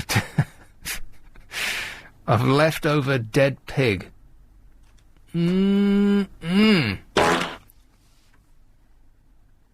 I love the taste of miscellaneous bits of dead pig in the morning. Oh, have you seen an even worse bit? Is that often goes into pork pies. Never eat, unless they're advertising with this station, never eat any meat product that you can't identify as a cut. I know it's what turned me vegetarian, because I used to work in a meat factory. Hideous. Oh, it's you my want me to tell you that husband's story favourite. again? What? Miscellaneous pork pies. Yeah, he loves them. And Scotch eggs and sausages. Oh, no. All the minging bits of lips and bums and everything. Oh! Oh, sorry. Well, I'm feeling positively bilious now. Can you never eat meat now? Well, no, I... Oh, you eat meat, but you just don't eat... No, I'll eat off someone else's plate in a restaurant just to see what it's like. But I won't order it. I won't order it for myself, because I don't know how my stomach would take an entire meal of meat. I eat fish, though. I mean, I'm not completely crazy. What about things like, black pudding? No, are you joking? Black pudding? But it's only blood, isn't it? Oh. Congealed blood. Oh, that sounds lovely. Yummy. I don't know how many papers had this today, but this was a full-page advert in the Daily Telegraph today. Did you see this? Of course not. You don't read the papers. I do. I didn't read the Telegraph today, though. Right, this is what it says. This is a full-page advert in the Telegraph, and it's one of the... I think it's the only paper that's actually properly sized now, isn't it? All the others are small. Incorrectly sized they are. Actually, I think the Telegraph is becoming a bit of a silly paper. Do you? Yeah. I thought you quite liked the Telegraph. Well, I do, but today I was concerned at how silly it was becoming. Where's the list of silliness? Did I not bring that with me? But it was all about relationships. Like, page 1 was this thing about... I can get today's if you'd like it. Yeah, all right. Yeah? But this was... we'll bring it in with the Sundays. Tomorrows, yeah. This was a full-page advert in the Telegraph. Let's not worry about climate change, it says. Hello, I'm president of Spurt, and I'm a patriot. We in the that's not, it's another kind of spurt entirely. Oh, yeah. We in the aviation industry have had enough of hearing about the environment. You listening? Yep. When man conquered the skies, he proved his dominance over nature, but those environmentalists just won't shut up about aviation and climate change. It's time we took a stand for decent, hard-working shareholders and told the lentil mob to can it. We reject the dangerous rantings of climate doom-mongers and the government's chief scientific advisor. We dispute the 99% of scientific reports confirming this so-called climate catastrophe. According to the World Health Organization, 150,000 people die each year due to climate change. That's a risk we're prepared to take. The uncomfortable truth is that aviation is good for the environment. I'm taking my cheap holiday and telling the climate change whingers to get stuffed. On behalf of the British aviation industry, we applaud the government's leadership in listening so boldly to our policy proposals. Spurt wholeheartedly endorses the white paper on aviation that will ensure British skies become Europe's foremost flight path. We must fly more and damn the consequences. Spurt welcomes the proposed second runway at Stansted, the third runway at Heathrow, the second runway at Gatwick, the full runway at Luton and the new runway at Birmingham, and the planned new runway at Edinburgh, the runway extension at Aberdeen, and the growth in traffic for Bristol, Manchester and the East Midlands. And that's just the beginning. Spurt supports utterly the government's refusal to be cowed into any kind of environmental tax on aviation. Spurt rejects out of hand the Mori poll from 2006, reporting that 73 people would support a green tax, 73%. Not people, percent of people would support a green tax on aviation if the proceeds were spent on the environment. And Spurt calls upon Britain's NIMBY whingers to stop complaining about flight paths, noise and air pollution and the demolition of listed buildings. Be grateful you live so close to an airport. Want the real facts on climate change? Read on. Fact. Environmentalists only worry about things that will happen in the future, but many of us won't even be around then. Oh, well, that's all right then, isn't it? Fact. Nobody wants to hear about climate change, flooding, and people dying in Africa. It's depressing and doesn't even affect most of us. Fact. Everyone wants a holiday in a hot place, so what's the problem?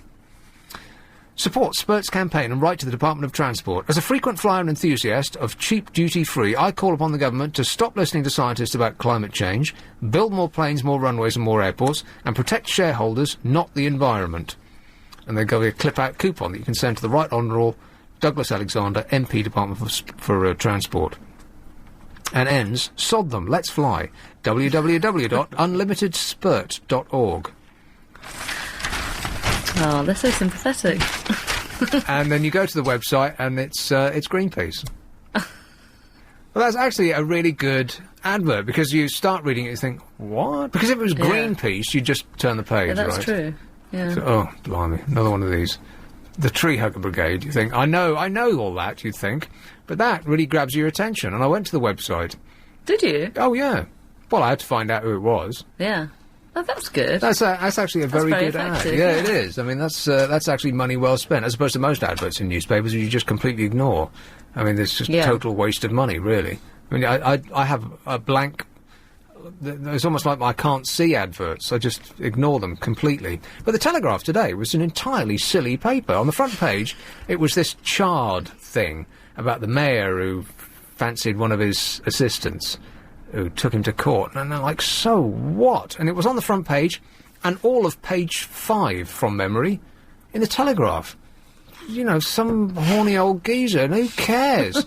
And on page 3, it was Jude Law and Sienna Miller, who think that shagging around is great, and monogamy is not for us. And then the other story was, Well, it was for her, only she got cheated on. Initially. You're not supposed to be interested. I'm just trying to describe how silly this all is. And so, but basically, the first 6 pages in the Daily Telegraph were all about relationship issues. See, that's what people care about. Well, not people who read the Daily Telegraph. People who read the Daily Telegraph read it to get away from all that red-top tabloid garbage. Well, maybe they're turning. Well, they certainly are. I mean, the amount of There'll be days... little next week. Yeah, the amount of days that they don't have some posh totty pushing her bosoms at you from the front page of the Daily Telegraph. It's usually that woman who went out with the bloke who was caught in a car in Los Angeles with a lady Hugh off Grant the night. and Jemima Khan. Not Jemima Khan, the other one. Liz Hurley. Liz Hurley, yeah. The amount of days that Liz Hurley isn't pointing her bosoms at you from the front page of the Daily Telegraph, you could count up on the fingers of one hand. What has that woman actually done, by the way? I mean, does anybody know what she's done? What she's for? I mean, Graham Norton's useless, but at least he's actually produced something.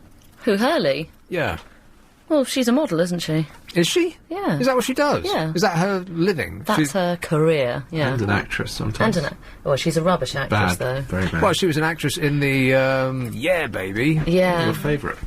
That's hilarious. What's that film called But she again? wasn't. She Austin was Powers. Yeah, Austin yeah, Powers. yeah. She wasn't particularly good in it. That's the only acting I've ever seen her do. And she was a computer in it, wasn't she? Or an android. Yeah, a fembot. Yeah. Oh, that's right, yeah. But that's the only. So she's not an actress. She's only appeared in one thing. But is she a model? Who does she model for? I've never seen a model. She used to do an awful lot. I don't know how much she does now. I guess she still does. She still looks all right, doesn't she? She's just Liz Hurley See, for a she hasn't living. aged either. Well, you only ever see photographs of these people, and they've got 3 inches of makeup on, and they're professionally shot and then retouched afterwards. How many times have been retouched afterwards, Lucy? Have I? Yeah. There's one in Hornchurch. Hello, Jean. Oh, hello. Jean. Yes? Yes, Jean. Well, the record you play, The Yodeling Man, Yeah. it's Frank Ifield. Frank Ifield. How can you not like Frank Ifield? Who's he?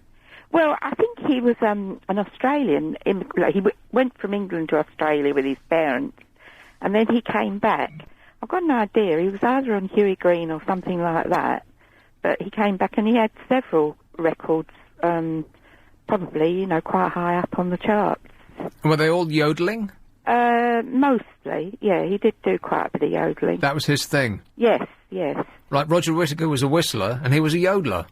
Oh, well, he was mainly singing and yodeling, and he was a milkman, I think. Wouldn't that be annoying? You're He come to your door, yeah. 5 o'clock in the morning.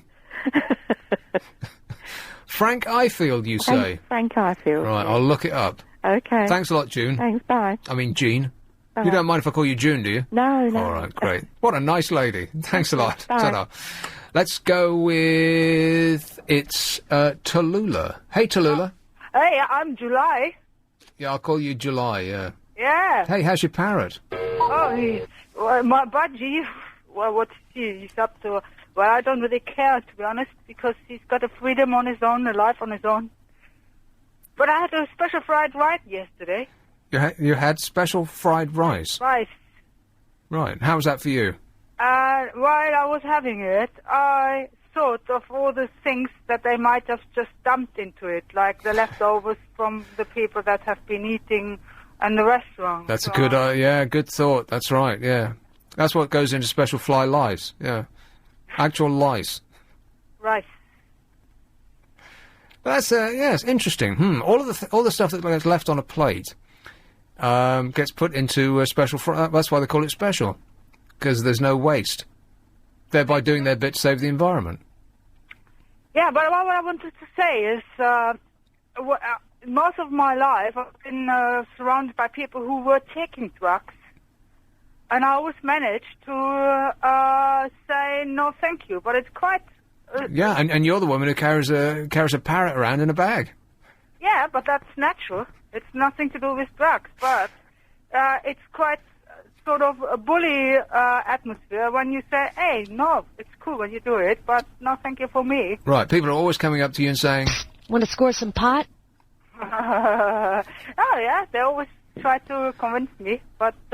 Because you're actual rock royalty. Not a lot of people realise this, but you are sister to a Schenker, or two Schenkers, as a matter of fact. Yeah. From UFO, Michael Schenker Group, the Scorpions, and all that good stuff. Yeah, but I tried a drug once, and it was so out of the world that I never ever did it again, and nobody ever could convince me to do it. Right, like Richard Ashcroft. For him, the drugs didn't work. Like for you too. Absolutely. Yeah. I call myself naturally drugged because I'm a bit mad. But it yeah, you don't need any. Yeah. No, absolutely not. No. So you're saving money as well as brain cells. Well done. Definitely. What about yourself? Well, I'm just sitting here doing a show, passing time. Yeah, funny. So how's the week been, Tallulah? Pardon me? How's your week? Oh, a fight, but I won the war, of course so. You had a fight? No, the life is a fight. Oh, it is, right, yeah. I think the lucky people on this planet are the ones who die, because they have got peace. Blimey. Now you're really bringing the show down. I'm always in a good mood, and you can't tell me that, But now I'm saying life is a struggle in a way, isn't it? Yeah, unless you got a contract with the BBC, and in which case you're just like laughing all the time. Yeah, you just can't stop laughing hysterically. Or you've been born by the Queen, for example. Yeah. That's right. If the Queen's your mum, yeah, you just can't stop giggling to yourself, yeah. Even while you're at bingo. Yeah, for example. But, no, but I have to say I'm in a good mood, because the week has been, come on, rock and roll. So what are you going to be doing this weekend? What does a woman like you do at the weekend? It's always dependent on the weather, but, I'm looking forward to see a band called Budgie. You know a band called Budgie? Yeah, I do. Budgie. Well, that's a throwback to the 70s, isn't it? It is. And they're on tour again. Yeah, I saw that.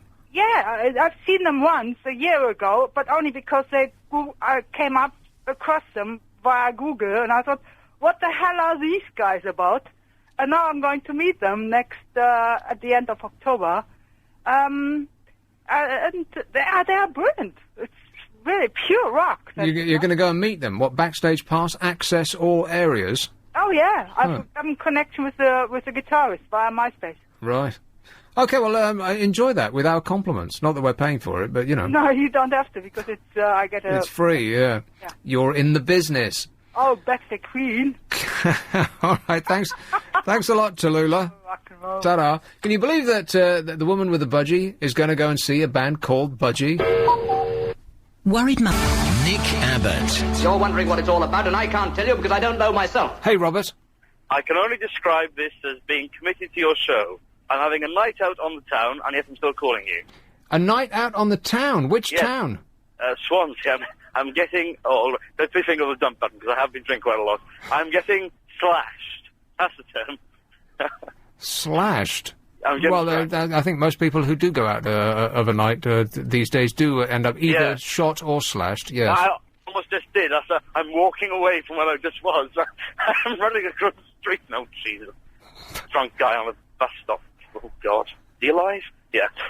Right, I'm sitting now in some church in Swansea, on the path. You're sitting in a church? I'm in some church called St Mary's. I'm in a churchyard at the middle of Swansea. Well, I don't think they'll be very pleased about that. Oh, they don't come till the morning. God will see you.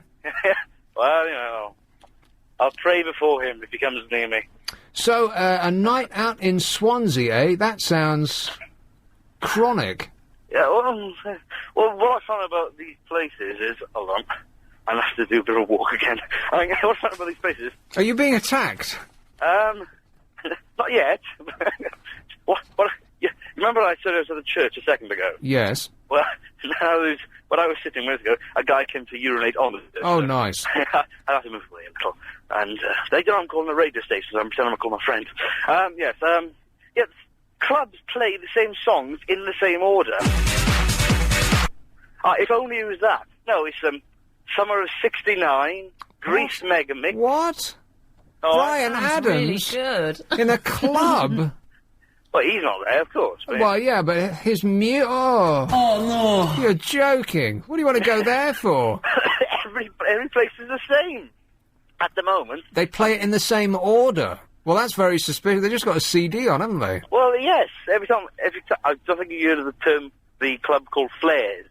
Flares? It's a 70s bar. Like, you go there every week, same music in the same order.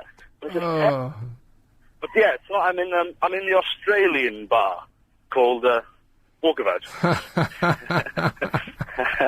I'm there at the moment, and I have to leave. It's chronic. And toilets, when you go out, just stinking. And they've got these toilet attendants now who request money. Yeah. In the toilet, and I hate these people. Yeah, I hate them too. I can't... I mean, you don't need someone to put soap in your hands. Exactly. If you can organise pointing your Percy at the porcelain, then without manual assistance, then you can organise the soap. And they're staring at you, so you have to go in a cubicle because it just feels intimidating. It's horrible. Ugh. And then you go in the cubicle, and that's full of urine everywhere and vomit. And why do people bother going out? Stay and have a cup of tea. Well, can you, if they act like that when they're out, can you imagine what their flat's like? That's probably why they go out. Well, you know, down in Swansea or any area, I suppose, a big city, it gets flooded by the localities on the weekend once they've been paid or going mental. So down in Swansea, all the valley people come out. I can say this, I'm from the valleys. The valley people? They are the chavviest of the scummiest of the low... my people. But, I bet myself slightly. Is that what centre of town people call, I don't know, the people who come in Wellingtons or whatever it is they do? You can come in for a fight, and you can tell, when I was calling, I was standing by, I was standing down some alleyway with no end. It was awful, and some guy comes in and I thought, okay, I better leave now. I know, I'm committed to your show and all, but I don't want to be killed. Yes, although that would improve the rating somewhat if you could if you wouldn't mind dying for us. Well, I'll try 1 week. But we're an awful night out. I spent £11 on a round. That's probably nothing in London, but I paid. Blimey. For 4 drinks, £11. It'll cost you £11 just to get seen at the bar, and then drinks will be extra in London. It's terrible. Why do you go to a club that plays Brian Adams? You can't help it. You go to these places normally, they play something slightly modern, but then Brian Adams, Summer of '69, Grease Megamix, what else is there? Madonna, they play Madonna Like a Prayer. Oh, it's the same songs all the time. There must be life in Swansea, surely. I mean, that sounds like a club for your parents. Well, this is what I presume, unless you go to the bright lights of London or Birmingham or something quite large, this is what places are like. There's one place in Swansea called Time, and that plays really heavy trance and stuff like that, but... and there's a place called Escape, but I try to avoid them places. They haven't got a good reputation. Well, and the place that you always have been urinated on and killed outside the place that you're going into now. Yeah, great reputation. I'm going back into there now. And it's called Flares. Warning, warning. Anyway, run from the place. Are you joking? This one's called Walkabout, so Flares is nearby. But in Swansea, I don't know if anybody knows it, there's a row of pubs in one street called Wine Street. Spelled W-I-N-D, but pronounced wine as in the drink. Bizarre. So, well, it's probably as in the complaint, W-H-I-N-E. So, students or people generally just go down full of bars and different kind of semi-clubs things. Then they go on to somewhere called the Kingsway, which is full of the proper clubs. But, it's painful. Well, you want to take yourself to somewhere more sophisticated, like Cardiff. Cardiff, that's awful! Oh, it's not. It's much better than Swansea, surely. Have you had nights in Cardiff? Yes. Have you? So I've never had nights in Cardiff, but it's too expensive for me. Oh, come off it. How can Cardiff be more expensive than Swansea? They're next door. I'm going to... No, we're not about 50 miles away from each other. Oh, there's more people urinating on this church. It's vile. Oh, people, will you stop urinating on churches? Yeah, for anything new. Now, I'm going to Cardiff on Thursday, actually, for a regional student radio conference. Oh, that sounds really interesting. Boring! There's a free buffet at night and a party. Oh, well, say no more. Buffet, you say? Lovely. Exactly. Oh, and see the buffet mentality of people where they just go up and shove on their plates. They don't... No civilization anymore. No, well, they've got to get their money's worth, haven't they? Exactly. We're not paying, it's free. Well, like I said, yeah. That's a good point. Who is paying for this? Perhaps we are paying. Oh. Everyone's paying all of the time. Hey, listen, next time you go out in Swansea, go armed, all right? I should have, yeah, it's a good point. Right, back to the club then. Ta-ta. Bye. This is LBC, 97 point the year, like a... a club with... It has a sign outside called... And it says Flares. I mean, that is a sign, and it says... Danger, danger. Abbot. Come on, we're running late!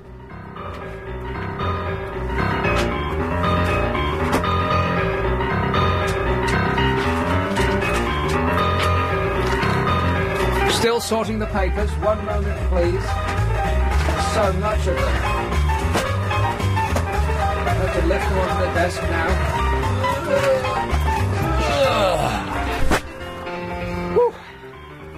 Gets bigger every week. Right, let's go with a few of these callers first, because they've been waiting forever. Hello, Aid. Hello, Aid. How are you doing? Aid who can get laid. Yeah, so we started the top of the show with drugs. I was supposed to talk about, have you seen a ghost? Well, funnily enough, there was this story about Pizza Hut, but I'll get to that in a little while. Go on. No. Oh, you were being sarcastic. Oh, I see, right. The day I'd ring up and do that, I'll be the day I top myself. No, I'll do it for you, mate. Great. Yeah, you see these adverts sometimes. It seems to be mad. Every time you look in the newspaper or anything, become a driving instructor. You ever seen that a lot? And you hear it a lot on the TV and stuff. An advert to become a driving instructor? Yeah. No. I know, it's like boasting, like be your own boss, become a driving instructor. And I thought, that's got to be... Why would you want to do that? It's a horrible job. I would think it would be... scary apart from anything else. I mean, the stress involved must be through the roof. Yeah. Whatever they get paid, it's not enough. No, I can't imagine it being a lot. No, me either. I mean, it must be, I don't know, just not enough. Whatever it is, you're not being paid enough. But, I mean, it's a while since I... Oh, sorry, I mistakenly faded you out. I'm still trying to sort the papers. Go on. Oh, I'll say it's a while since I took my driving test. But have you ever, like, just for curiosity, took the theory test online? No. It's, like, really easy. It's like multiple choice questions. Well, I mean, all exams seem to be designed to enable you to pass, no matter what your ability at your chosen subject, yeah.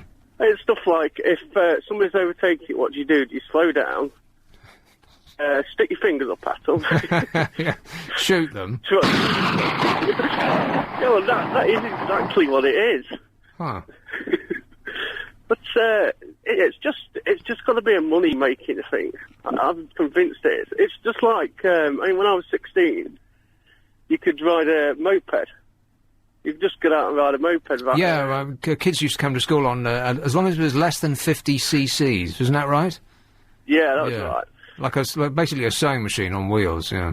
Oh, that's all I wanted to do. As soon as I got one of that, because my birthday's sort of in August, so it feels great in August. Your birthday's in August?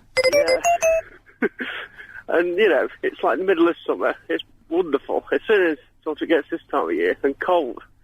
And you got a motorbike for your birthday? No, I've got a provisional licence and drove one for the birthday when I was 16. I was lucky to get a salad and a bit of old bread. But it's nothing I'd ever want to repeat. It's awful. What, riding a bike? Yeah, well, you know what the weather's like. Oh. Yeah, I just, I didn't ever have the desire to ride a motorbike. If I'm travelling at more than 5 miles an hour, I want a steel cage around me. Yeah, because you know, about sort of November, December, you off it every 5 minutes. No, that's George Michael. He's off it every 5 minutes.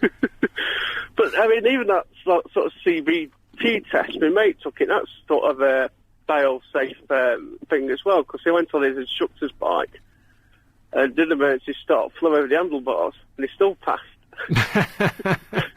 There used to be the cycling proficiency test. I have a certificate. Do they still have that? Do they? They did when I was a kid, but I mean, that's 20 years ago, so... I've also got a certificate that states that I can swim for 50 yards. That's very useful. Yeah. On a bike. Can you still do that? Can I still do that? Yeah, well, I haven't swum in a good long while, but, yeah, in anything larger than a bath, I'd probably be requiring assistance. I'd probably just float like a big whale or something. Oh, don't do yourself down, Aid. That's not gonna... That kind of thinking doesn't go with the car that you drive now. No. Be positive. Think positive. Yeah, exactly. And be positive. You got a convertible, right? Yeah. I mean, when do you ever use it with the top down? I mean, because I mean, I thought about getting a convertible. When are you ever going to use it? You know, on days that it's really, really hot and there's a clear sky and the sun's the sun's above you, it's too awful. Hot to use it. I mean, your brain starts to boil in your head, right? Yeah. And you can't wear a cap because it'll blow off. So you have to put the hood up. And then every other time it's either too cold or too wet. So it's pointless having a convertible in this country. And yet you got one anyway. And you got it to get the babes. Well, that's the idea. I mean, the best time is when it's cloudy. Warm, but cloudy. Yeah.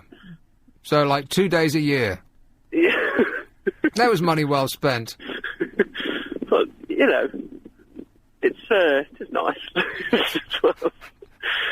Yeah, if I could just delve into your... Somebody mentioned Kev the other week, what he was doing. Yeah. What happened to Clint? You've had a lot of sidekicks. It's sort of a bit worrying, really. Yeah, Lucy's on tenterhooks. I get through them, like one every couple of weeks. No, he's now in... Oh, I better not say where he is, but he's in another country having a good time. So you're not like sort of going in your basement and Yes. Yeah, I dug a large hole, 6 foot across and 15 foot deep, and I keep them down there. I tell them, every now and again, I lower some moisturiser down to them. And then when they no, just moisturiser, and when they've finished with it, I tell them to put the lotion in the basket. Do you have it in the palm of your hand? Yes. That's got to go to my grave, that is. I know. I had a competition for some strange reason at another radio station. I'm urgent to tell you which one it was, but I can't remember off the top of my head. Yeah, it would be... some company sent me a box of moisturising lotion. Do you still get things like that? No. And I gave a contest to win some moisturising lotion. And you had to come up with a rhyme. And can you remember what you came up with? Yeah. Go on, then. I would say, I want some moisturising cream in the palm of my hand because I want to do my nuts and they'll come up grand. I want some moisturising cream in the palm of my hand because I'll rub them in my nuts and they'll come up grand. This was just after, the autumn nut fall and people were polishing their conkers. Yeah. Yeah, which health and safety probably very mad about. Yes. There was this story. Some kids were throwing rocks and twigs up at a conker tree to try and get them down, which is what we used to do as kids, it's jolly good fun. And because they were causing untold distress to some nice lady who was living nearby, the council came round with a cherry picker and took them all off the tree. Put them in a pile underneath the tree. Which is not the same, really. You want to get them out of the tree yourself. But, you know, they're working to remove any scintilla of enjoyment from life. Working for you, Mayor of London. I've actually still got that moisturising cream. I bet it's no good now. It'll be past its sell-by date. Don't drink it, whatever you do. No. All right, cheers, Aid. I feel very ill. Ta-da. Okay, ta-da. Let's go with Morecambe. Hello, Steve. Hello. How are you? I'm fine, how are you? All right, mate. Great stuff. What's up? Nothing much. I just, it's good to listen to you and all that sort of stuff. Well, coming from Morecambe, you know, any moment of excitement you must fall on. I say, yeah, it really is poo up here. Is it? Yeah, But you're by the seaside. Yeah. You know where that is, don't you? Of course I do. By the sea. By the sea is right. Now, is it Morecambe is one of those like faded grandeur? Has it got faded grandeur? Did it used to be nice? It used to be good, but it's gone down in the dumps. I think myself. Do you own your place? Yeah. Now you know what? I think that did you watch that programme that was on the BBC called Coast? Yeah. Wasn't that fantastic? Well, it went round the seasides, didn't it? Well, it went round the coast. The clue's in the name. Right, but I think that it gave because I didn't know what Britain's coastline looked like. You know, I mean, I live an hour's drive from the sea, just like everyone else. Well, where do you live? In London, mate. London? Yeah. Ah, is that right, eh? London? I don't know what accent you're attempting there, mate. It's a mystery to me. Can I sing Hong Kong Phooey to you? No. Oh, please, come on. But, like everybody else in this country, we've got no idea what the coastline looks like. And come to find out, it's many and varied and beautiful. And I think that programme alone will start a regeneration of coastal towns like Morecambe. I think that people will think, why am I living, inland 30 miles when I could be waking up to a view of the sea? Well, it doesn't matter if you're living 30 miles within land of Morecambe. You're living still within 30 land because it goes that far out anyway. Right. I don't know what you just said, but I'll just laugh and nod.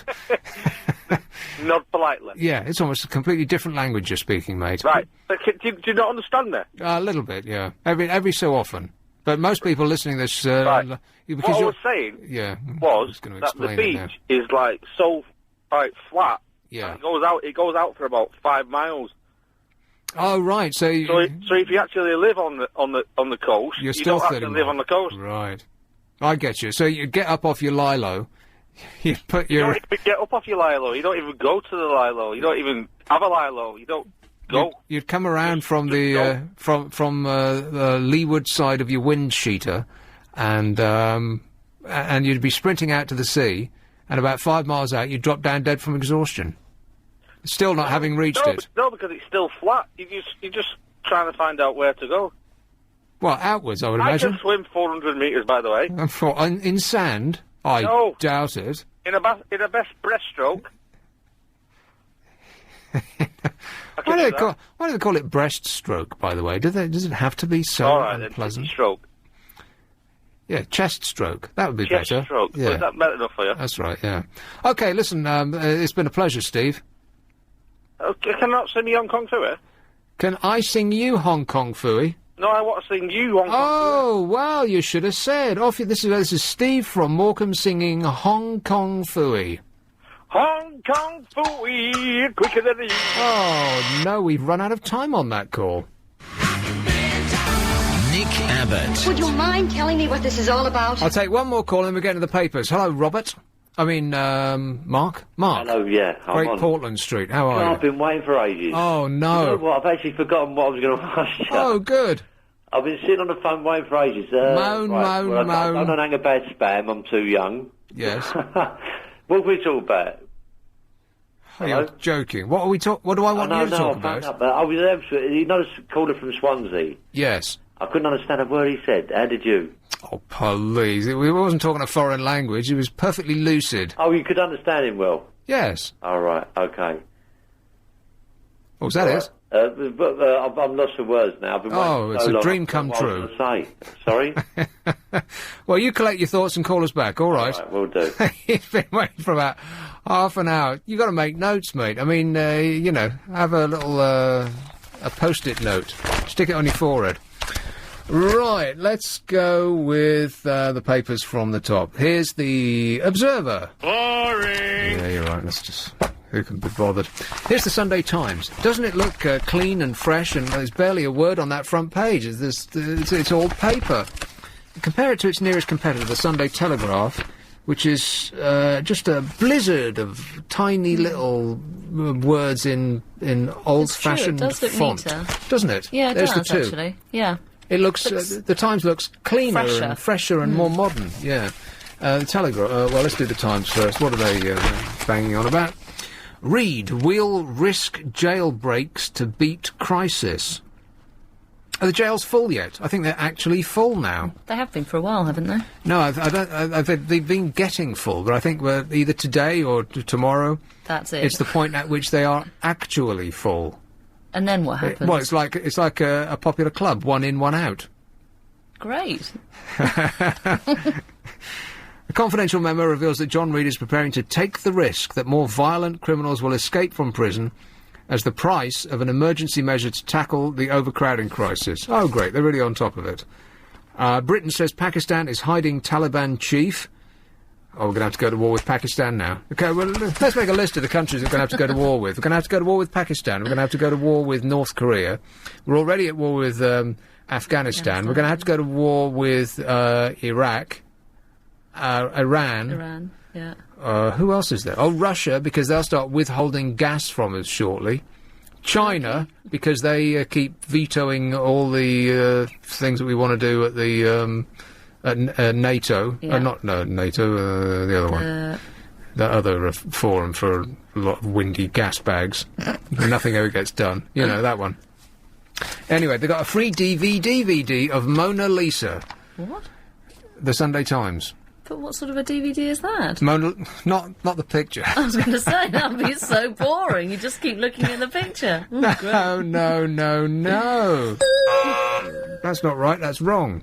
No, the film Mona Lisa, you know, with right. Bob Hoskins. Oh, I've not seen it. And the bird. And the bird? Yeah, the bird. Which bird? That bird in the movie. The bird. You know, the bird? You haven't seen it? No. Oh, right, okay. The thing with these DVDs that they're giving away in newspapers, they're always films that no one wants to see anymore. Mm-hmm. Always. Never a film that you actually want to see. Always films that people have already seen and wouldn't watch again if it was free on television. Like football games, you mean? When you get those free? Well, no, that is an exception, because when England beat Germany 5-1, every England fan would want to keep that forever. Even if they don't watch it, just to look at the cover and see the scoreline just brings you, a little well of happiness. Does it? Yes. That must be a boy thing. It is. Of course it is. Women don't get football. And here's the reason why. Would you like me to tell you why women don't like football? Yeah. It's the noise.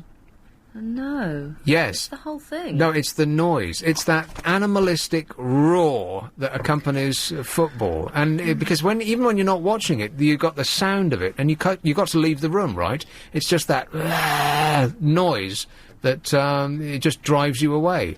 Well, I can see a football ground from where I live. And so I just don't like all the people who come round on a Saturday all chucking their kebabs on the floor and their pickles, and you find, like, cans of drinks left half open on your doorstep. Why do people do that when the bin's right there? That so annoys me. Well, they don't want to be abusing the sanctity of your bin. Oh, and I can't park anywhere either at those times, so I have to park in the car park for the supermarket, which only has 2 hours, so then you have to move it all the time. And then there's horse poo all over the road. Oh, nice. Yeah. So, no, football doesn't really do it for me. What, from footballers? Yeah, they bring their horse. That's it, because we've got horses round our way, too, like police horses. Yeah, that's what I mean. Yeah. And, there's signs all over the park and the road saying £100 fine if you do not clean up the mess after your dog. They leave droppings the size of dogs, and they just merrily saunter on and leave it there. I know. Which I found outrageous. I mean, these are the very people that would prosecute you, quite rightly, for letting your dog foul the footway, and they're fouling it like you'd need a spade to get through. People still leave their dog foul everywhere, though, don't they? I notice. If they can get away with it, still on the pavement. See the odd bit, just to annoy you, especially when it's dark and wet. It really annoys me. What, you mean the weather is... No, if it's raining You mean as well. the day is dark and wet, or yeah, the... when it's getting darker at night and you're Yes. walking down the street and you think you're walking through mushy leaves, and they weren't. Oh, come on, it can't Oh. be that much. Where do you live? And you're just moving down the road? Are Yeah. you crazy? You should have... Well, I'm moving slightly further away from the football ground, Right. thankfully. Okay. Yeah. So I don't think it's just the noise, it's everything about it. It's the way they wear their stupid football shirts. The way they wear their shirts. Yeah. Everybody. The way they... can't think of how the rest of Throw it their goes. kebabs. Yeah. A member of the government given a peerage by Tony Blair is set to resign from Labour's key fundraising committee because of the Cash for Honours scandal and the blah, blah, blah. It's on the Sunday Times. Nobody really cares because we know that they're all of them, they're all crooks and they're all at it, right? And they're all lying. And we've just totally given up on politicians completely. Am I right? Absolutely. Sunday Telegraph. Cameron races ahead of Brown in poll for PM. Tories have 6% advantage over Labour. Ill during office hours, then phone a call centre instead of your doctor. Patients may have to call a telephone helpline instead of going to the GP if they fall ill during working hours, according to government proposals for urgent care. And Germans fight back against the English invasion. The deliberate mangling of the German language by generations of comedians has kept the British laughing since the end of the Second World War. Now the Germans are desperately trying to defend their tongue against the modern English invasion. While the French have been fighting a losing battle against franglais for years, the Germans are only now beginning to take seriously the threat to their language from the rise of Denglish. Denglish? I'm sorry about this next word, but this is on the front page of the Sunday Telegraph, no less. It says it's a bastardisation of Deutsch and English. Naughty, naughty. The Sunday Express, a double CD of West End hits. Has anybody heard of Close Every Door? Yes. I don't know how. Yes. To love him. To love him. Yeah. Mr. Mistopheles. Yes, from Cats. Night of 1,000 Stars. Don't know that one. Did you actually know the ones? Yeah, all of those. They're big hits. Take that look off your face. Yes, that's from Tell Me on a Sunday. That was a slight noise of disapproval from Alex Alex. is grunting. Yeah, either that or he's had too much spam. Muslims pledged to ruin straw. An unholy alliance of Muslims and far-right extremists was last night threatening Jack Straw's future as a PM as he was accused of playing the blah, blah, blah, and so on and so forth. They're angry. Can I have a CD? Who'd have thought. Sunday Mirror. Posh laid bare. I look just awful naked. I've got no bum and a saggy tum, says the world's thinnest woman. Well, I can believe she's got no bum, but a saggy tum? From what? Giving birth? I thought she got a woman in for that. Don't people are that rich? Don't they get that done for them? Yeah, I thought they just got it tucked as soon as they had the baby.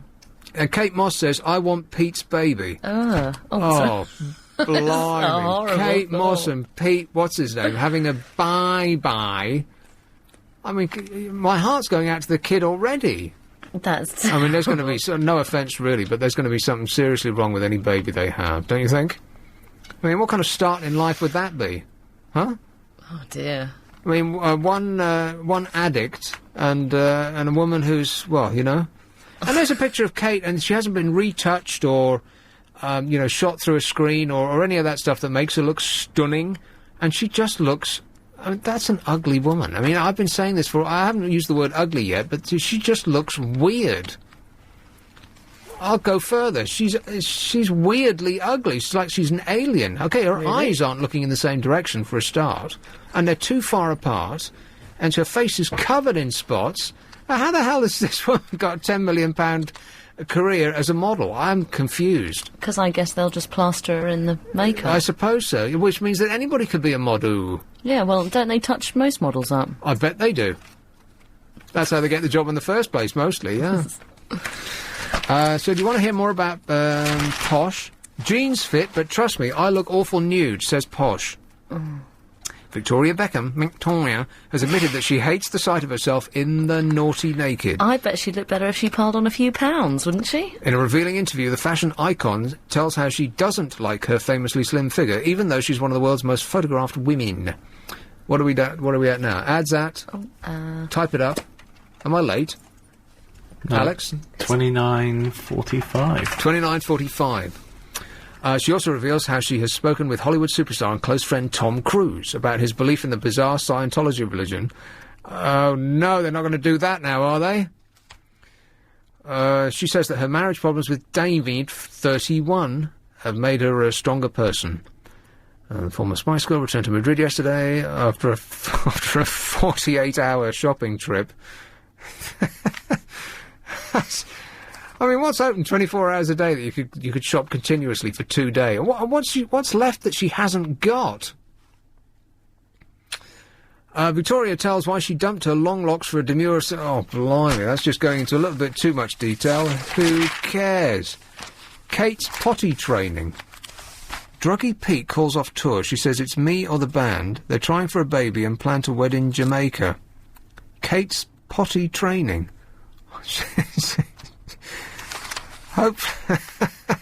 Hopefully she means that she's training Potty Pete, not that she's training Pete to use the potty. 7-3. Willkommen, bienvenue, welcome, come on in. All right, there's a few papers to go. This is the Mail on Sunday. They're very upset about something they always are. Inside it says... when supermodel Sophie Dahl pulled out of a glamorous New York party at the 11th hour, the hosts, Champagne House, is it Moet et Chandon or Moet Chandon? Which is it? I've never known how to pronounce that. Wait for Lucy, she's posh. Thanks, people. Yes, she is. She's finishing up her chicken and avocado baguette, and she'll be with us any moment. Hey, Luce. Hey. Hey, there was somebody who was rude to me in Pret-a-Manger today. Oh, really? Yes, an assistant behind the counter. Did they try and get rid of you? In Leicester Square. No, this was as I was buying it. Even before you took a mouthful? Some stroppy girl behind the counter. Why? Well, I don't know. She had the strop on. So what happened? Well, I was waiting to buy my sandwich, right? Yeah. And I had my hand out with the £10 note, and she saw my hand with the £10 note, and she just looked at it and just carried on chatting to her mate. And I'm there looking like a complete doofus with handing the money, across the counter. My hand is in midair with a £10 note. And she looked at me like I was a moron. Had she rung it up on the till at this point? Yes, and she was just chatting away, and as slowly as she possibly could put the sandwich in a bag. I didn't want a bag, I already had one. She didn't ask. And put a napkin in it. And by which time I'd been proffering her the money for like 30 seconds. So I just put my hand down. Yeah. At which point, of course, she wanted the money. And she said 180. That's quite cheap for Pret. Was it cheese? No, it was egg. Oh, no. That's even more boring. Sorry. But it's the way she said it. That'll be 180, please. Nothing like that. It was like 180. So what did you say? So I gave her the £10. Yeah. And I held my hand out for the change, and she just sort of dropped the change in without saying a word. And I held the change, and I looked at her, and she just sort of looked away. What's that? I mean, how's that going to make you come back to Pret-a-Manger, huh? Oh. That was in Leicester Square. Have a nice day. Yeah, exactly. I mean, if I was a first-time customer, I'd never go back because of that girl. Well, it's the same when I sat there, you see, and they cleaned up around me. Well, that's understandable because there's a very busy, and they don't want you hanging around all day long. You've only spent 99p. No, I didn't. Eat up and get out. I spent more than £1.80. But please and thank you at the till would be nice, and not deliberately snubbing me to make me look like an idiot. Mm. Because I was giving her the money. I'd given her, I'll take that to go, please, I said. Did you smile nicely? Well, what's that got to do with it? I said, please. Did you look grumpy at her, though? No. I did once if she hadn't taken the money. Yeah. Well, that's fair enough. Yeah, exactly. Well, that showed her, then. Well, no, apparently not. No. Oh, well, she was probably just a bit hormonal or something. I don't care. I know you don't care. She should have said please or thank you. Yes, exactly. What annoys me even more is when they're grumpy and they hand you back the money and it slips through your fingers. Well, people don't hand money back correctly. People, if it's a note and coins... This started just recently, and this is the only way they tend to do it now. You'll hold out the palm of your hand, and they'll put the note in first, and the coins on top. And, of course, coins on a note will slide off. Well, no, I quite like it when they do that, because then I can slide the coins into my wallet. You're being very difficult. No, the way they should do it is put the coins in your hand so that they stay there, and then put the note between your thumb and your finger. That's how you should be given your change. But when I've worked in a supermarket before, if you do that, when you hand the money to somebody, they always sort of limply hold their hand out with all their fingers spread apart and all the money goes everywhere. Well, put it in their palm. So if they cradle it in the note, it's all right. Well, it isn't, because the coins will slide off the note. And so you have to grip the whole thing, and now you've got a fistful of... You don't know what you've got. And the receipt as well. And sometimes, have you noticed, they fold the receipt nicely into, like, 4 parts. So you can't see where you've been ripped off. And your card, and your money, and there's too much, and I can't move on quick enough before the next person's... all their stuff's coming down the chute. The stuff that... the stuff that you see when you're out and you don't have your gum. Am I right? Absolutely. Anyway, back to this super party. Is it, you're posh, Moet et Chandon or Moet Chandon? Which is it? Well... Oh, God, here we go. It is Moet, I've heard, but lots of people think it's Moet. But is it Moet et Chandon? I think so, yes. You've got no idea? No, I'm pretty sure that is it. Got no clue. When supermodel Sophie Dahl pulled out of a glamorous New York party at the 11th hour, the host's champagne house, Moet, were desperate for another A-lister to step into the breach. So who better to turn to than veteran partygoer Liz Hurley, who happily calls champagne the best drink in the world. But it wasn't as simple as tempting Miss Hurley along with a few free glasses of her favourite tipple. In fact, we can reveal, says the Mail on Sunday, that the company agreed to pay her, guess how much? That's right, £80,000 to come to the party. That's what? Ridiculous. 80 grand. Wearing rather too much makeup, she swayed gently to the music and looked bleary-eyed into the camera lenses. And while she was not required to do or say anything in particular, just looked generally decorative, Hurley sniped away most of the night at the lack of food and the disastrous effect the wind was having on her superfine hair. Apparently this is... all these celebs that you see at parties, much of them are being paid to be there. Yeah. Sophie Anderton, she's a modu, right? Yeah. She was given jewellery worth £100,000 to attend a summer party. Elizabeth Taylor was given a 35 grand watch by Chopard to attend Elton John's glittering Oscar night bash. Mick Jagger's daughter Lizzie, a model for cosmetic giant Lancôme, was paid $20,000 to attend a party thrown by a fashion designer. The Sultan of Brunei's son, Prince Azim, called upon old friend Jerry Hall to celebrate a birthday in Knightsbridge. She and actress Scarlett Johansson were among scores of VIPs who received some diamonds to go. And Jamie Foxx, who's that? He was in... Oh, he's an Oscar-winning actor. He was paid £20,000 by a West End club called Pangea to party for one night. I'd go to a party. I should think you get all these invites as well, don't you? Yeah. I'm often turning down hundreds of thousands of pounds. Every week you bring in bags of gifts from all the parties you've been to. I had to turn them down because I say, no, I'm sorry, I'm doing a show on LBC.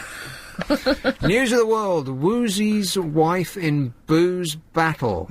Golfing superstar Ian Woosnam. Oh, blimey, is that the best they could come up with? She'd been sick in yesterday's paper. That's nice. She'd been sicking up blood. Oh, lovely. Yeah.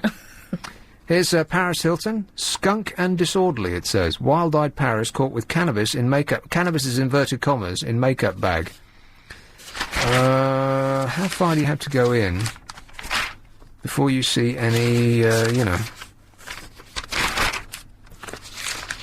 Oh, yeah, page 9. Not so bad. There's 4 on page 9. There you go. In the news of the world. The Star, Peter Ouch, England's ace's lover pesters ex on phone. It's 75p, and most of the front page says 10p cheaper than the rest and 10 times better. Your Daily Star on Sunday. And there's boobs on the front page. There you are, you see? Excellent value for money, and you don't even have to buy the paper. And it just goes on and on. And sometimes you lose the will to live, do you know what I mean? It's, and the peephole, finally. Sex and booze scandal. X Factor youngsters turned their boot camp into a drunk sex party that left them too exhausted to perform. Are you watching this ridiculous programme? No. Are you? I'm working. Working? Well... Well, you don't have a video recorder? No, I do, but I don't know how to use it. I'm a girl. Oh, come on. I can't be bothered. I can't bother to record anything. It's pointless. If I've missed it, I've missed it. So what? It's only TV. Especially if it's X Factor. Who cares? Well, yeah, that's true, yeah. But what about stuff that's really properly good, like, The Sopranos? Well, then I guess you'd buy the DVD. Well, no, because then it'll cost you 40 quid and you'll watch it once. I'd just let it go. That's a very casual attitude to television. I don't care about things like that. Again, I think maybe some men are more fixed on that kind of thing. Yeah. I mean, I just think you miss it. Although, having said that, my mother is obsessed with even recording Neighbours. I don't understand Is that still on? Yeah. Neighbours? Yeah. Well, that is weird. I mean, no offence to your mum, but that's borderline psychotic. Recording Neighbours? Yeah. She thinks it's good downtime watching Neighbours. What, like meditation? Well, she normally falls asleep when she's watching it. So, I guess it's just an opportunity to switch off from, a busy life. I suppose so, yeah. Yeah. Because nothing ever happens, right? Not really, no. They've brought back old characters. Some of them have died and they've come back. Does Bouncer come back? No, Bounce hasn't come back. Harold Bishop did, and so's Paul. Yeah, I've watched a couple. Yeah, with for her. a woman who watches no television, you're. Well, I wouldn't you've got record a it. Scary grasp of who's doing what to whom. Do you know what? A man rang in. He's very upset that you didn't know "Close Every Door to Me" from that CD. Well, what's that? It's from Joseph. Joseph? And he said, I can't believe Nick doesn't know that's from Joseph. And the Technicolor Dreamcoat. Oh. His amazing Technicolor Dreamcoat. Yeah. Yeah. Anyway, I just thought I'd pass that on. I promised I would. Joseph and his amazing Technicolor Dreamcoat. Yeah. There's a show I never want to see. And I do mean ever. Has it still got that guy from Neighbours in it? I don't think so. No. Is it still on? Why would anybody want to go and see that? Is that an Andrew Lloyd Webber? Yeah, it is. Oh, Struth. I think it's good for kids, isn't it? The kids can't afford 50 quid to go and see a show. No. No, but rich families, I guess, would take their children to see it. That's a pretty offensive thing to say about for kids. I mean, that's worse than anything I was going to say. Talk about damning with faint praise. That's awful. Why? Why is that so you? terrible to say that? It appeals to children, though, that musical, doesn't it? I've got no idea. I seriously doubt children sing it at school. Yeah, they do. Children of what age? Well, young children. Well, like 3-year-olds. Well, maybe not 3. I don't know if they'd remember 5. the tunes. Not teenagers, surely. It was not cool enough for that teenagers. That would be ill. I'd say up to about the age of 12. Whatever they say these days. Sick. It would be illin. No, sick is good, isn't it? Yeah, I think so. I think ill is good, sick is good, bad is good. I've got no idea what's good bad. Is what? Good is... Well, it's probably something that they don't even... Good would be so deeply uncool a thing to say. They wouldn't even dream of it. Have we got a break here? Yeah. Yes, we do. All right, we'll be back. Illin. No time for the old in and out, love. I've just come to read the meter. That's not what they're saying on the X Factor. X Factor's boot camp was like a swingers, sex and booze orgy, the peephole can reveal. 2 starlets who got through the crucial stage of the hit ITV talent show were have lifted the lid on the shocking antics of young contestants when producers' backs were turned. Oh, right, so they've... that's all you have to do is get on TV, you know, do some of the naughty naked, and then rush to the paper and make a fortune. They say that the strict sex ban ordered by Simon Cowell and his co-judges was routinely ignored. A sex ban? Teen contestants got boozed up and then jumped into bed with each other. Randy starlets sneaked back to each other's hotel, making a mockery of having separate rooms for boys and girls. Romps took place just hours before rehearsals, leaving the youngsters too exhausted to sing properly. One couple had frantic sex in the men's toilets. Sober contestants couldn't get to sleep because of the noise of others' lovemaking. And some stars are secretly dating each other. The wild behaviour was exposed by, I don't know, 2 people no one's ever heard of, and no one ever will. Lots of drinking, lots of up-all-night sex. And you know what? It's all just publicity. All of these stories about the X Factor, I mean, they've got a publicity machine. I bet they've hired someone like Freud's or like one of these giant publicity PR companies. They just feed all these stories to the press, and it comes off the fax machine, and they just put it straight in the paper. They probably don't even edit it. Because journalists are, they're just like everyone else, totally lazy. And if you can fill up a couple of blank pages with something that's just been emailed to you, then, why bother going out and actually doing journalism? Because you won't get paid anymore. So it's like kids who take exams these days. The most useful tool to the journalist is the right-click button on a mouse. Copy, paste. That's all they do. Here's one in Sussex. Hello, Will. Oh, hello, Nick. Sorry, you caught me mid cheese and onion sandwich there. I've just put a whole onion in it, and it's burning my mouth off. What, a raw onion? Yeah. Well, they're nice while you're eating them, but once you've stopped eating them, then they will come back to haunt you. Well, I won't be kissing anyone. So anyway, you're talking about Tom Cruise, first of all. Yeah. He hangs around in my town a lot. Yeah, of course he does. Because he's because it's like the Scientology capital of the world, my town. Which town? It's a place called East Grinstead. No, it's not. Yes, it is. Is it? They got like a big castle, and there's, probably a third of the population of my town are Scientologists. Rubbish. I thought they had. I thought they. Google it or something. All right, Lucy's doing it as we speak. East Grinstead, did you say? Correct. Yes. East Grinstead and Scientology. Look it up, dear. And Tom Cruise hangs around East Grinstead. He does not. It's often, like, the local paper have said, Tom Cruise was here this weekend for the blah-blah-blah celebration of something or other at the Scientology place. And it's like, okay. I've never seen him in person, but... Well, what do the local population think of the Scientologists? I think generally people are quite wary of them and don't really understand what they're about and don't particularly like them. Have they stopped being irritating on Tottenham Court Road yet, or have they still got that bookshop and people hanging on outside asking you to come in for a personality test? Because I did that once. Do they have that in East Grinstead? They do, yes. And have you ever done a personality test? No, I've not been talked at by one of them, but there's certainly 2 or 3 shops, I think, Dianetics bookshops. Yes. Well, yeah. They certainly used to be. I don't know, they've smartened up... bits of Tottenham Court Road, and I don't know if that shop has fallen to the planners, but they used to hang outside and ask you to come in all the time, and as a science experiment, one day I thought, all right, I'll do it. And I went in, and this test just went on forever. Hours it went on.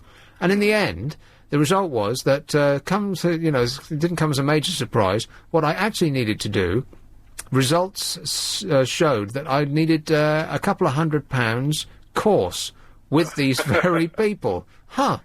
Yeah. How convenient. So I made my excuses. Speaking of celebrities called Tom, do you know who Tom Wopat or Wopat is? No. He is Luke Duke from the Dukes of Hazzard series. Tom Wopat? Yeah.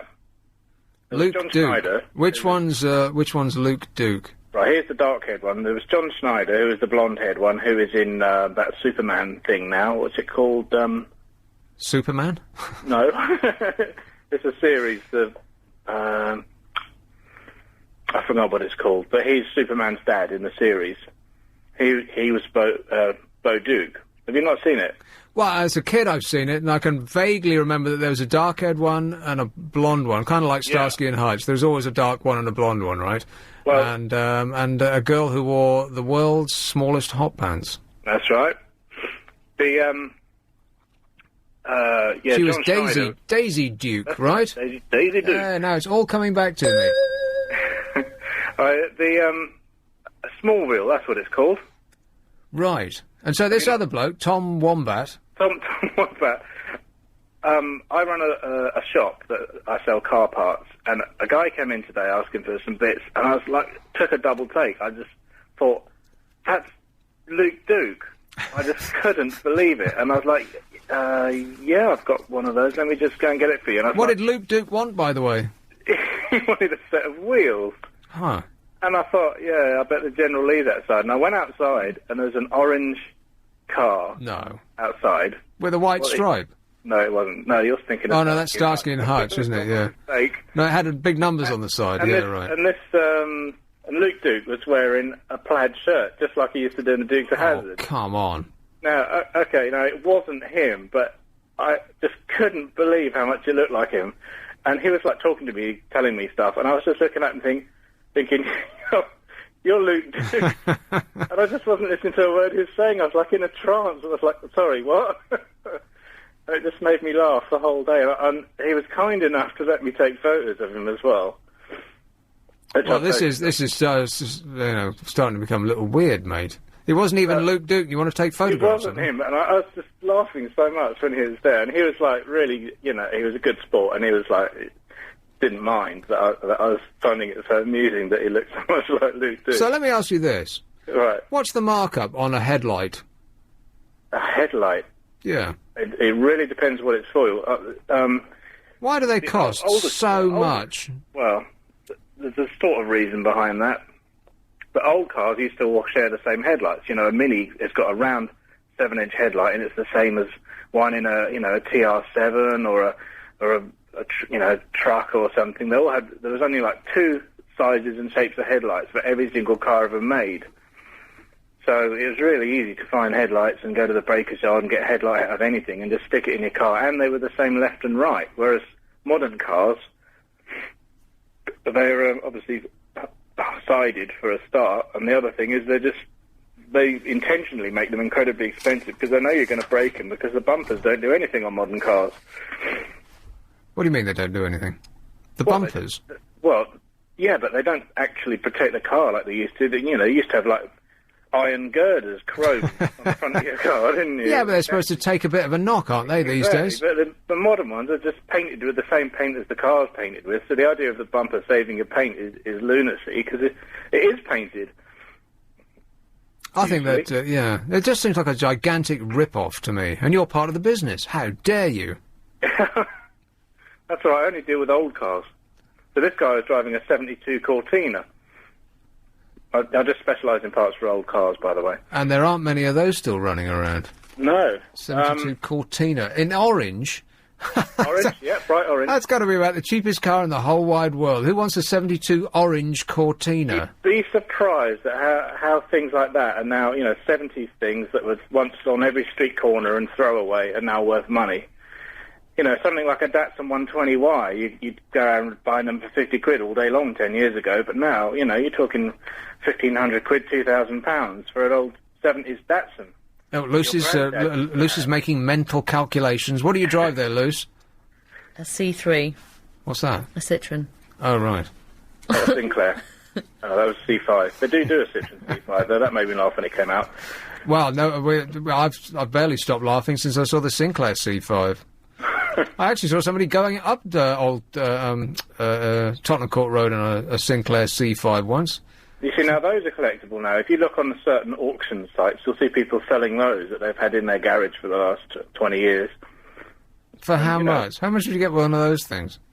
They're sort of £300 or £400. Right, so totally not worth having garaged it for, no, for you 20 years. Be a huge loss. If it had a boxed one, I bet that would be worth money. Mm. But anyway, so this guy who looked exactly like Tom Wopat, Luke Duke, he said nobody's ever told him that before, and I was like, what? Either I'm, like, insane, or they're just, not telling you something. And I said, it's just so ironic. You're in an orange car with a plaid shirt on, and you look like Luke Doug. And he was, like, only vaguely familiar with the TV series. It was so funny. Anyway, it just made me laugh all day. And lifted my whole day. Right, okay. Well, you're not short and fat, are you? Yeah, kind of. Really? Okay, well, if you nip out and buy yourself a white suit, then you two could be like a match made in heaven. Right, and lastly, I've just been to see a film, which is Click. Click? A film called Click with Adam Sandler. Oh, please. But it's got the Fonz in it. Henry Winkler. It just gets worse. Adam Sandler, has he ever been in a funny film? No. No. There's a name that would make me run screaming from the cinema. Adam Sandler is a guy who gets about £20 million for a film. He's one of the greatest comic talents, so you'd be led to believe, in America. And he's just so desperately unfunny, it makes me want to cry. And that film is #1 now, that Adam Sandler movie in this country. But anyway, thanks a lot, Will. Now you've really depressed me. Cheers, mate. All right. Ta-da. That's later. So did we figure out about Scientology and East Grinstead? Here you go. Here's my East Grinstead business. Right, so that's a whole page worth of stuff. Is any of it worth reading? Yeah, the founder was from East Grinstead. What? What? L. Ron Hubbard. Hey, that played itself. I put my machine down on a pencil, and the pen played... Can you believe that it played that? It could have played anything. Might be a but it spirit played in there, that. Yeah, that's right. L. Ron Hubbard lived an extraordinary adventurous life, blah, blah, blah. He lived in St Hill Manor, East Grinstead, between 59 and 67. The East Grinstead Road Safety Committee. Okay, so he wasn't out of his mind. Well, I don't know that that's... yes. Perhaps that's too general a statement. Maybe he was. But, L. Ron Hubbard and East Grinstead. So now we know. There's another reason not to go. I've got some more information here, too. Oh, good. You keep it to yourself. Have you got a break now? No. No. Oh, I'm pointing at you and expecting something to happen. So I just smiled. Right, okay. Which is the stupidest town in the country? Hull. Hull is the correct answer. Bing! Hull has been named as the stupidest place in Britain. That's awful. I mean, Hull is bad enough. You ever been to Hull? No. They got the only thing I can think that is good about Hull, or the only thing that they actually advertise that's great about Hull, is an aquarium. Oh, and it's have you been to an aquarium? Yes. Yeah, they're usually of great disappointment, aren't they? In Australia, they're good. Right. Well. Bully for Australia. I'm talking about here. You don't have to travel to the other side of the world to go to one. There's one in Hull, and it sucks out loud. In fact, it's the only thing I know that both sucks and blows at the same time. You go in there, and uniquely for an aquarium, there doesn't appear to be any fish in it. Oh. There's lots of TV cameras showing you what you would be looking at if they had a lot of fish, but, I might as well sit at home and watch David Attenborough. And there's bones of fish, but not many actual fish. And they say that as you go in, it's the world's biggest, and then they use some strange word like aquarium or aquarium, or some... They must have looked it up in a dictionary and got some minute, precise definition of something that they've got that made it the world's biggest. But it just looked like a crappy aquarium to me. No offence to Hull, but... Other stupid places on the list: Hull, Stoke, Liverpool, Bradford, Glasgow, Wolverhampton, Newcastle, Nottingham, Leicester and Birmingham. But not London! On FM.